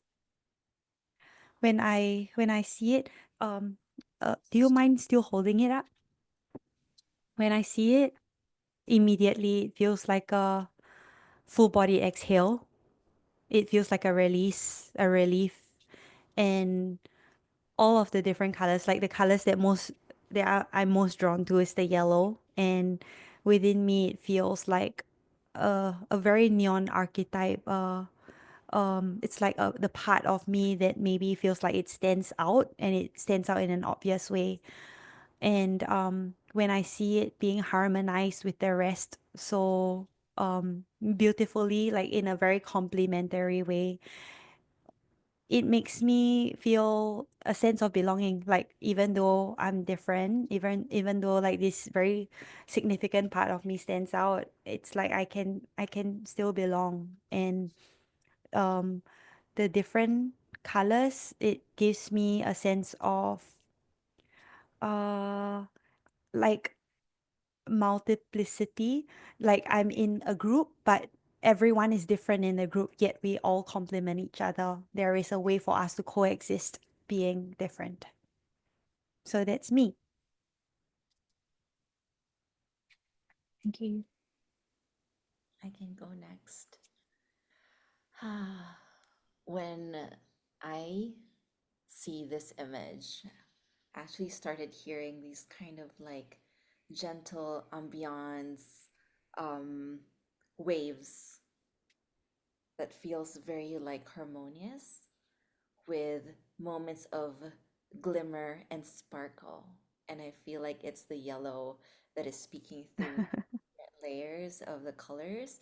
And when I see these different colors, I just feel like it represents different layers, different parts that's also woven by this yellow color. It's held by this yellow color. And all of them belong together. It feels like all of them belong together. If one would disappear, it wouldn't feel complete. That is what, yeah, I'm sensing. And I just feel this lightness, this layered playfulness, because it feels safe to be able to allow for all these layers to exist. So yes, that's Thanks, Mel. Thank you. Kara, I wonder, I wonder if maybe you try this so that you can also see the screen if you want to, you know, Try what? like I don't have an art piece, but like this, like holding it so you can still see the screen and we can still see your face. Yeah, yes, yeah. All right. Can I share?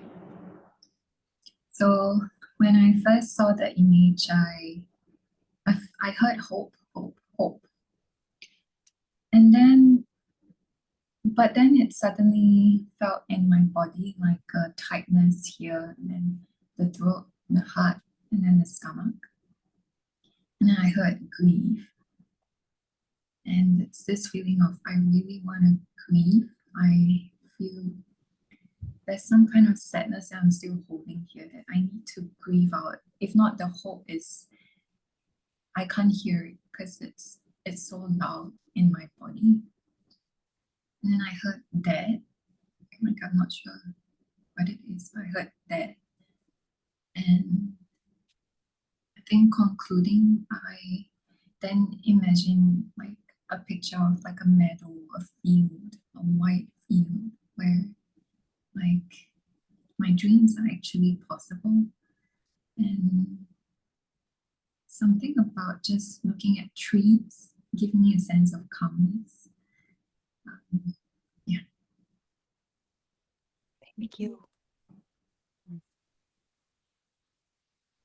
Hey, so what I felt when I first saw the image was tranquility, serenity, some sort of like self-acceptance.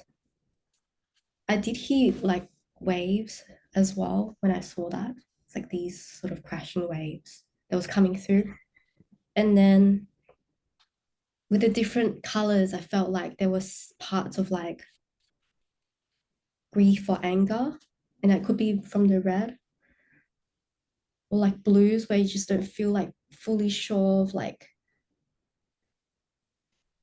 something. That's how I felt with the blues. But then it all kind of came together in terms of acceptance. This is where I am, and I'm okay with that. So that's kind of what I got from that. Thank you. Thank you. Kara, do you want to share your experience or the image that was moving through you as you created that? Yeah, sure. Sorry, I didn't realize I was on off mute the whole time. I could have spoken. Yeah, so I have a very strong image like of when I was a child and I was in the backyard and it was like I could feel like there was sort of like fairies around me. I didn't see fairy bodies or anything like that, but like there were energies that for some reason I call it fairies. And because it really like it wasn't any kind of embodied thing. It was just energies. It was just like, but I feel like what it was like was a sense of being with this other realm and very much like playing with them, you know.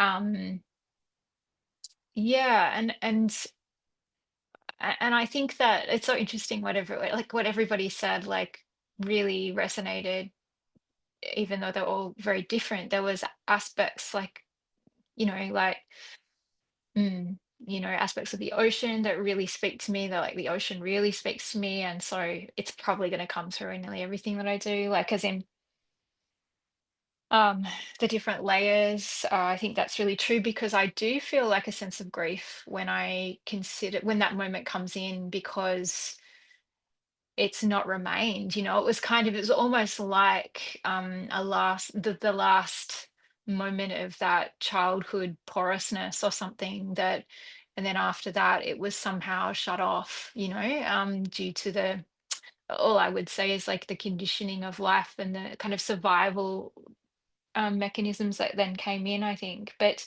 I would never have spoken to anybody about that when I was a child. I don't remember ever speaking to anybody about this experience until I've been an adult.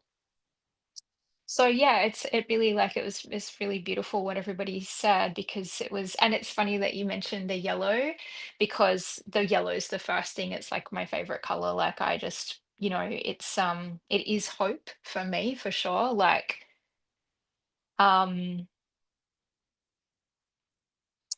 so yeah, it was the first bit of paint that I put down with a very watery background, that has basically on the back of the entire thing, and that is the water of that that then carries the rest of the paint that was put on top. So there is that kind of into, it was not, obviously planned. That's the way watercolor works, and I think that's why I love it, because it just like into everything, which is really super cool. So yeah, thank you everybody. I really enjoyed doing that. Thank you, Kara. Who wants to go Mm. next? I can Okay. help. All right. Okay.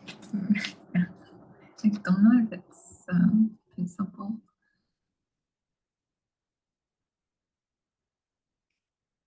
Is it clear? Is it possible to bring it just a bit closer to the screen? Yes, can. Thank you. Wait. Okay.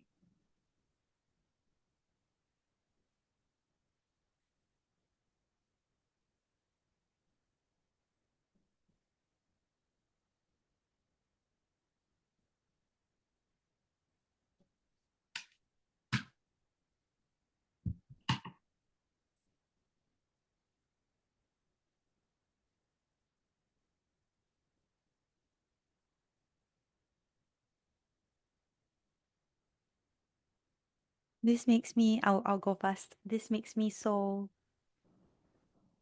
it's like a quiet happiness. And the message that came through is that love fills every empty space. And it's like interconnected web, matrix, spider web is what I see and feel. That every soul is connected in one way or another, even if we don't know how, what the action of the heart does from one person could reach someone else they don't know, on the other edge of the universe, because everyone is connected and there's this ripple. And the message that I'm receiving is to not undermine or do not devalue the actions that we do, the words that we speak, out of love, because it reaches the furthest ends. That's all me. Thanks for sharing. What I felt was like fireflies, some buzzing, sort of like a nest or like some matrix of like everything's interconnected. But it's like this system that's like all held together. I also felt like with the heart being almost like a boundary. So there's almost like either you're containing, like something's being contained, or you're trying to protect. Um, I also felt love from this. Like it's almost like the interconnection of everything and everyone is like around the idea of love in this big system of like fireflies, nest, matrix. Yeah.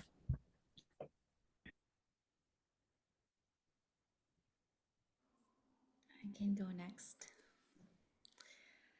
When I first saw this image, I started feeling vibrations in my heart, like buzzing that's like radiating out throughout my body.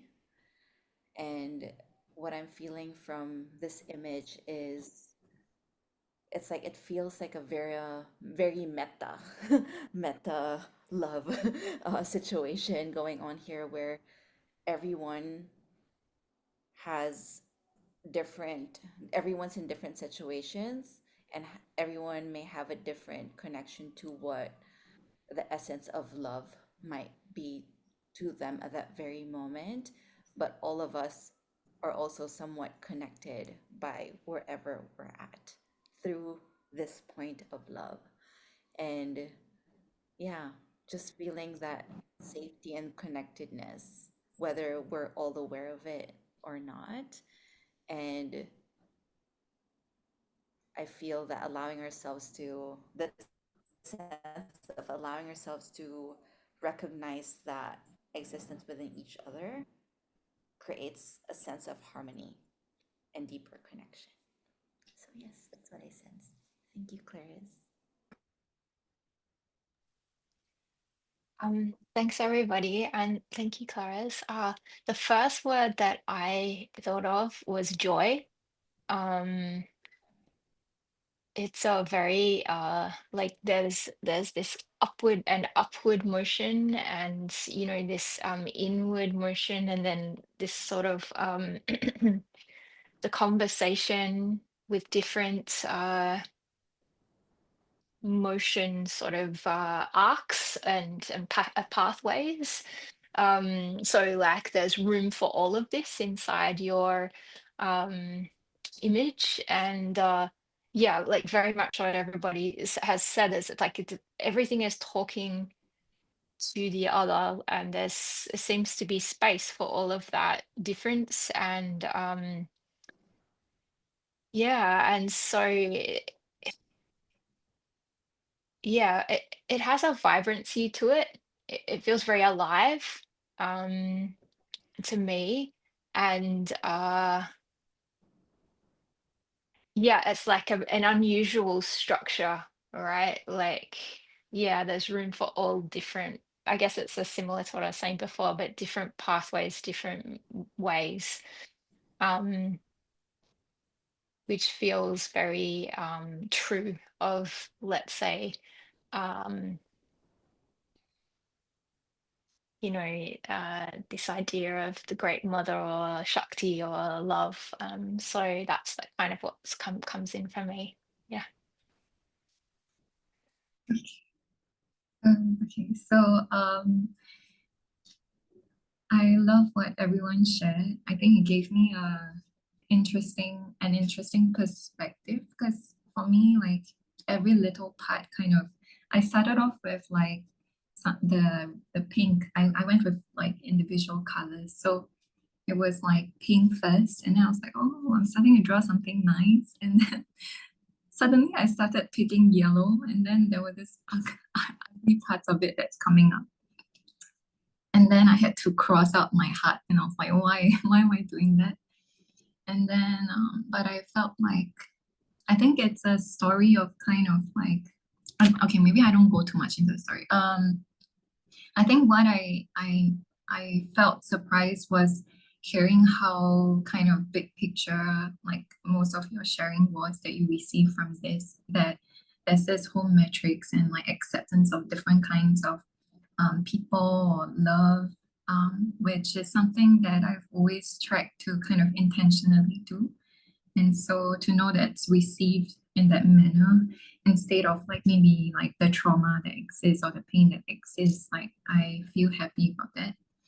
And so like I've always worried that my own pain or trauma is, it affects others and they can see it, and then it kind of confuses and um affects them, just because like I've always felt like I was too much. But then the fact that I think all of you kind of put it in like a very like wide context, where it's more like like enveloping love for individuality, all kinds of truth that exists. For me, it felt very true to myself. So it's like a reminder for me that perhaps that's what resonates most with me, and what I want to hold as I move on in my life. And yeah. Thank you so much, Clarice. Thank you, everyone, for sharing. Mel or Rowan, I'm just aware it's 12:30 if anyone needs to go. Mine's a digital pizza. I'll iPad. just Yeah, so I'll just put it put it on the chat if that's okay. Yes. Okay, just sent it. Yeah, there you go.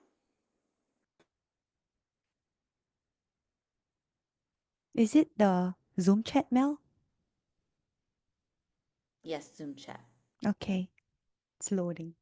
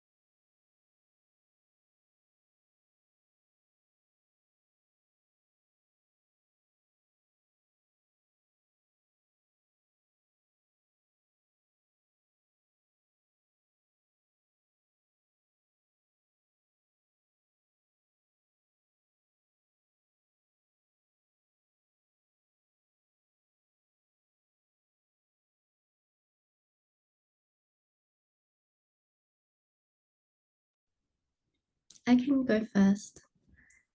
Thanks for sharing. It's really, really cool.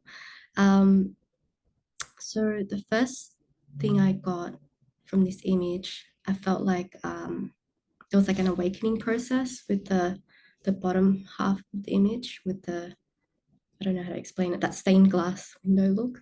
And then, but it was almost like with the thing at the top, it was almost like a DNA matrix idea. Like, because I see like little lines as well throughout it, and it reminds me of like the interconnected web. It also reminds me of like the divine coming through with the DNA link, and then we're all kind of like made from that. But it's almost like to get to the awakening, you got to go through the clouds, like the dark storm. And with that, there's a lot of like grief, anger, sort of like emotions, a lot of like confusion, despair, to really truly get to the opening portal of like your heart, the awakening process. And just like with the pinks that was chosen and the blues, it just all felt very ethereal as well. Um, so it just felt like a divine sort of plan or divine frequency. That's kind of like the feeling I got from it. Yeah.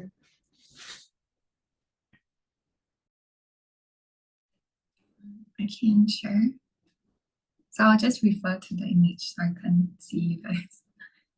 Okay, so what I first got was like in that center of like the dark cloud, there's a lot of like this feeling of anger, injustice. Why is everything happening this way? I really don't understand. Um, and then I see a snake. So as if like there's this like I can't trust my environment. Um, and but then there's this white light in the middle of the cloud, and it feels like it's like from the third eye or something calling like just focus on the light, focus on the light, focus on the light, despite on what everything is, what is going on all around me that I really that makes me feel this way. So it just keeps saying focus on the light. Even when I drift to see the dark clouds, the light keeps calling me. And then I closed my eyes and I felt like suddenly a sense of peace and this message of like creativity, like allow my creativity to shine, allow myself to be creative. And then suddenly then I was brought to the image below where it feels like a universal consciousness where I suddenly feel inspired. I suddenly feel lighter, like I'm able to let go of the dark cloud and think clearer. And I think the main message I got was to allow my creativity, to bring myself back to my creativity, and that's where I find myself. So that was what I got.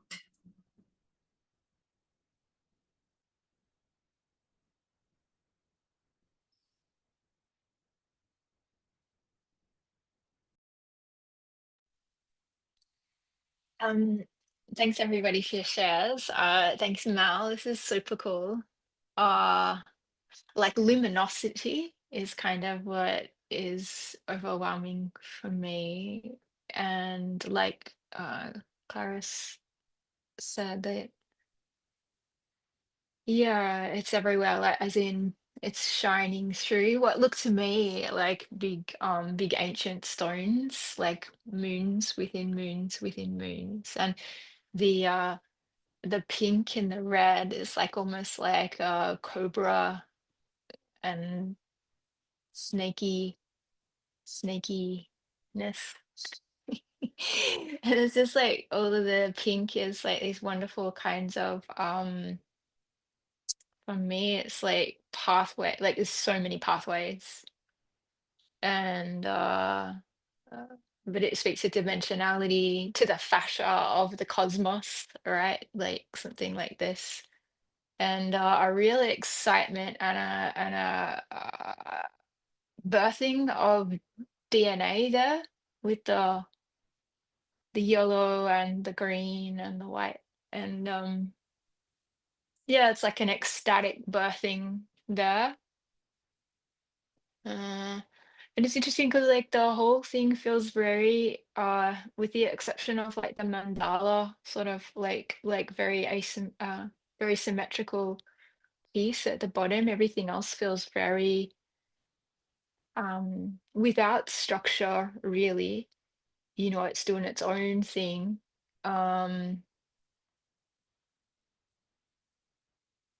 Yeah, so I'm not like I wouldn't necessarily like, yeah, it's just all of like, so there's like super kind of beautiful balance structure that exists, and there's uh, swirling and straight and voluminous, dense. Yeah, it's like there's everything in there, it feels like. But it feels like a birthing, like a very luminous birthing or generation of DNA, something like that. Very cosmic. Thank you. Thank you. Thanks, Mel, for sharing, and everyone for sharing your experience. When I see this, it feels like so many different parts of my body seems to be being spoken to. It seems to be coming online. And um, the first message I that was so clear is that like the overworld, the oversoul, the ethereal world, the angelic realms cannot exist without the underworld and the gory and the the evils of the world. Like they must exist. They must, one cannot exist without the other. It feels like a yin yang for me. And the top part of the image makes me feel like it's a journey. Like I for me it's like a almost like a stairway to heaven, stairway through different dimensions. And it feels like this is like a miracle realm whereby anything can happen, and at the same time we don't have access to that if we are not willing to meet with the demons within ourselves, or the like the traumas and the hurt, wounded parts of ourselves. um they must come hand in hand. And then when both are held with equal reverence and respect, there can be clarity, there can be and I get this from the bottom image of, it's to me it's complicated but very clear, you know, it's complex and clear at the same time.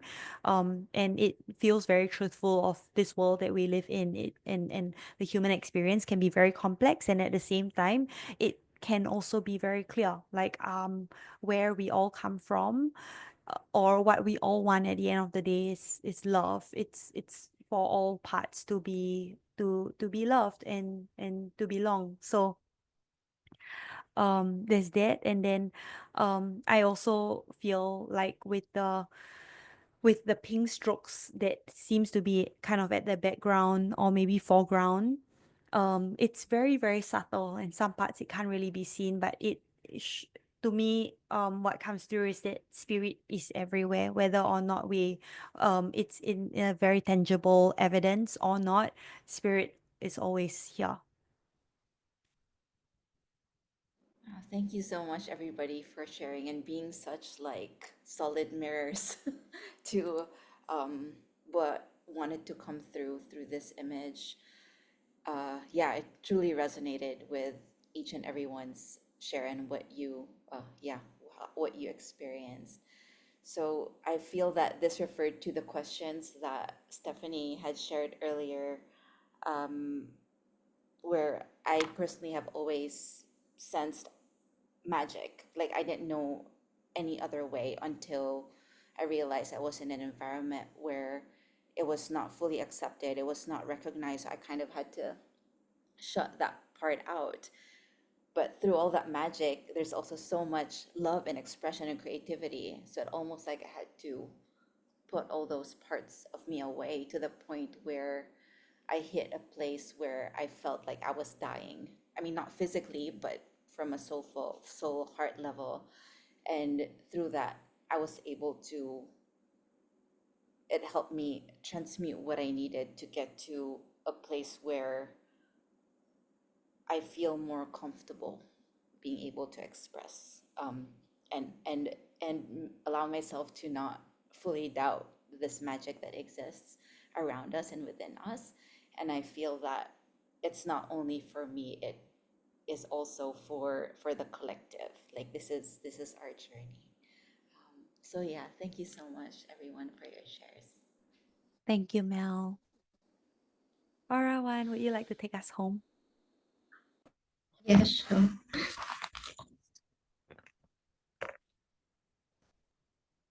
Is it easier if I take a photo?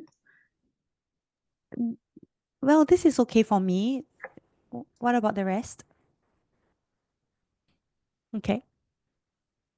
Sorry, is there a way I can like, because right now it's five like different people's. Yeah. Like, how Oh, do okay. I? Let me try. Let me try Oh, this. okay. How's this? Okay, that's better. Yeah.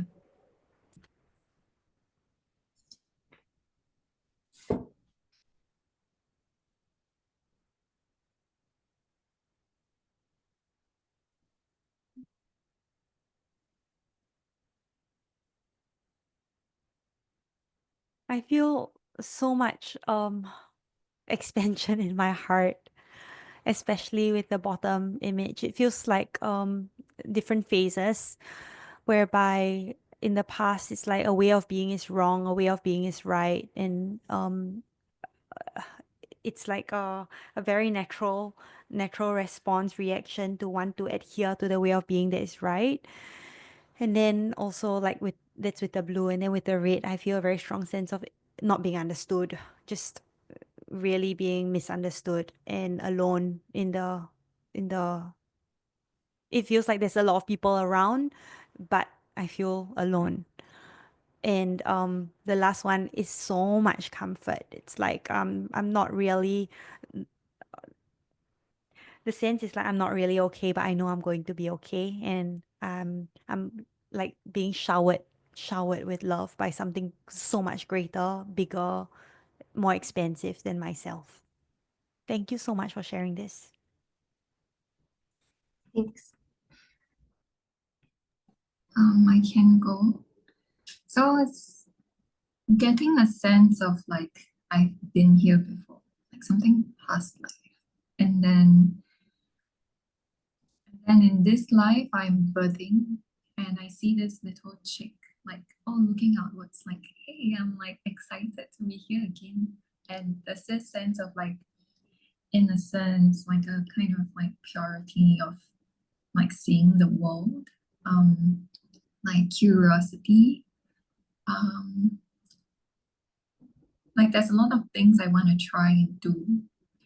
And then, but then like I'm getting all of these different responses from people that are negative, that's like pressing me down, that like I I can't really be myself, but I want to be myself. Like there's this like defiance kind of thing. Like I know you guys are um seeing me this way, but I want to be myself. And then there's this like message that I get of like there seems to be a right way to do things, a wrong way to do things, but it's actually not from me, it's from others. And actually, I trust in myself, in the way that I'm doing things. And I know I come from a space of purity, and it's not to harm anyone. It's really from a space where I actually am very curious about life and I want to make things happen. And um, this reminder of not to let like whatever doesn't resonate, just let it go.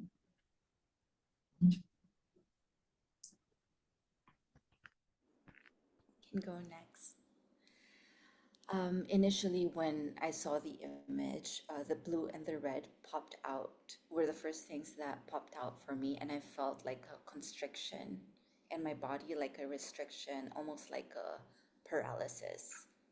If it's like an analysis paralysis, that sort of way, I feel like there's a lot of information or ways in which I've been told or berated how to do certain things, how I'm not allowed to do certain things, how I'm not allowed to express, how I'm not allowed to be. But through all that process and that grief, I felt this sense of, before I got to this place, I was really fighting to get to this place of remembering my light, remembering this love and this light that exists within me. And that is my sense of truth, and that's my sense of freedom, which is what I fully felt with this little girl, with all the hearts and all of it streaming, and being able to connect to that consciousness and connecting with that source.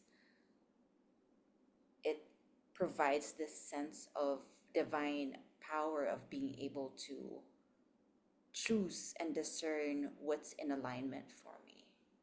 Um, yeah, and using my love and this divine light as my compass, as my comfort, as my safety.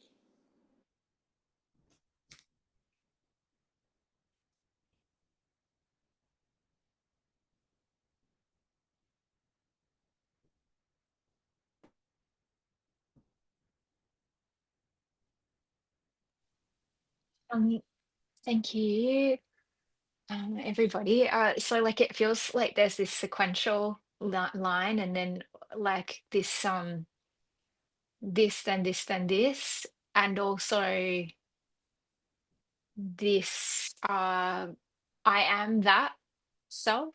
Like it's a journey, like it feels like a journey home, like that I am always this many threaded light, um presence, power, love. And I love that the threads of this kind of power is also in the threads of the hair. So like the very much I am that kind of and nothing can hurt me. Like as in all of this stuff, like what the blue speaks to me of is confusion, like or mm, sometimes it's yes, sometimes it's no, and yeah, like inconsistencies, and then you know yeah, so the sense that there is always this beautiful yellow piece shining and just like floating. In a sense, she looks like she's floating to me, um no matter the number of voices and all the faces, and no matter also the sadness that I feel, at the same time all of these things can exist, you know, but it also feels to me like there is some kind of sequential line of like in time, you know, like there has been some kind of journey to know the fullness perhaps of the yellow piece, which definitely speaks to me of spirit, divine love, you know, the Shakti, the yeah. And you know, and in that space, in a way that like so she just looks really content and full of knowing and that's yeah like as in the rest doesn't have the same kind of impact, I guess, when that's when I know myself and that I am that um loving source. Yeah. Thanks everyone for sharing. I feel like everyone was quite on point with it all. So when I was drawing this, it was the idea of doing the right or wrong thing, the confusion of like, is this what I'm meant to be doing? No, I've been taught to do this way, even though I'm born this way, I'm meant to be told to do this way. And then the other part is feeling the shame of like being me and being misunderstood. But then almost like having like an awakening and returning that love back to myself with the like heart back to herself. Like what some of you were saying, like the journey back to the self, from all this confusion, it's like you're remembering and also gathering that light from source. So yeah, thank you guys. Thank you so much. Thank you so much, everybody, for this very tender share. I feel so grateful and my heart feels so full and connected with all of you. So thank you. Um, because of the time, I actually have notes for integration, but I've sent them to the group chat, and I would love for all of you to just have a read. And the idea of integration, every time we step into and step out of these containers, it's very important because this is a sacred space, and it's not always or everywhere in the world or every activity in our day that holds in this way, in this frequency. So just being more conscious as we remove ourselves from our container, from this container together, and back into the rest of our weekend and into the next week. Take time to let whatever it is that you've received and you have experienced, to just be in your body. Journal a lot, take note of your dreams, and take as much rest as needed, especially when we are doing this psychic work. Okay. Hydration super important, especially with psychic work, because I find often that without hydration, it's very easy for us to for the body to respond in ways like headaches, or fatigue, for example. So just hydrate lots and really take extra care of yourself during these 5 weeks. I will be sharing the link for the playback onto our group chat. All right. Does anyone have any question? No. Okay, cool. Can we take a group photo before we close? Yeah? Okay. I'm not sure how to do this anymore on Zoom. Do I press Command Tab? No. I used to know this. I'll use my phone. It's shift command Shift 4 Command 4. and then you just have to like you know, move the square around what Okay. you want to Okay. take. All right. Smile.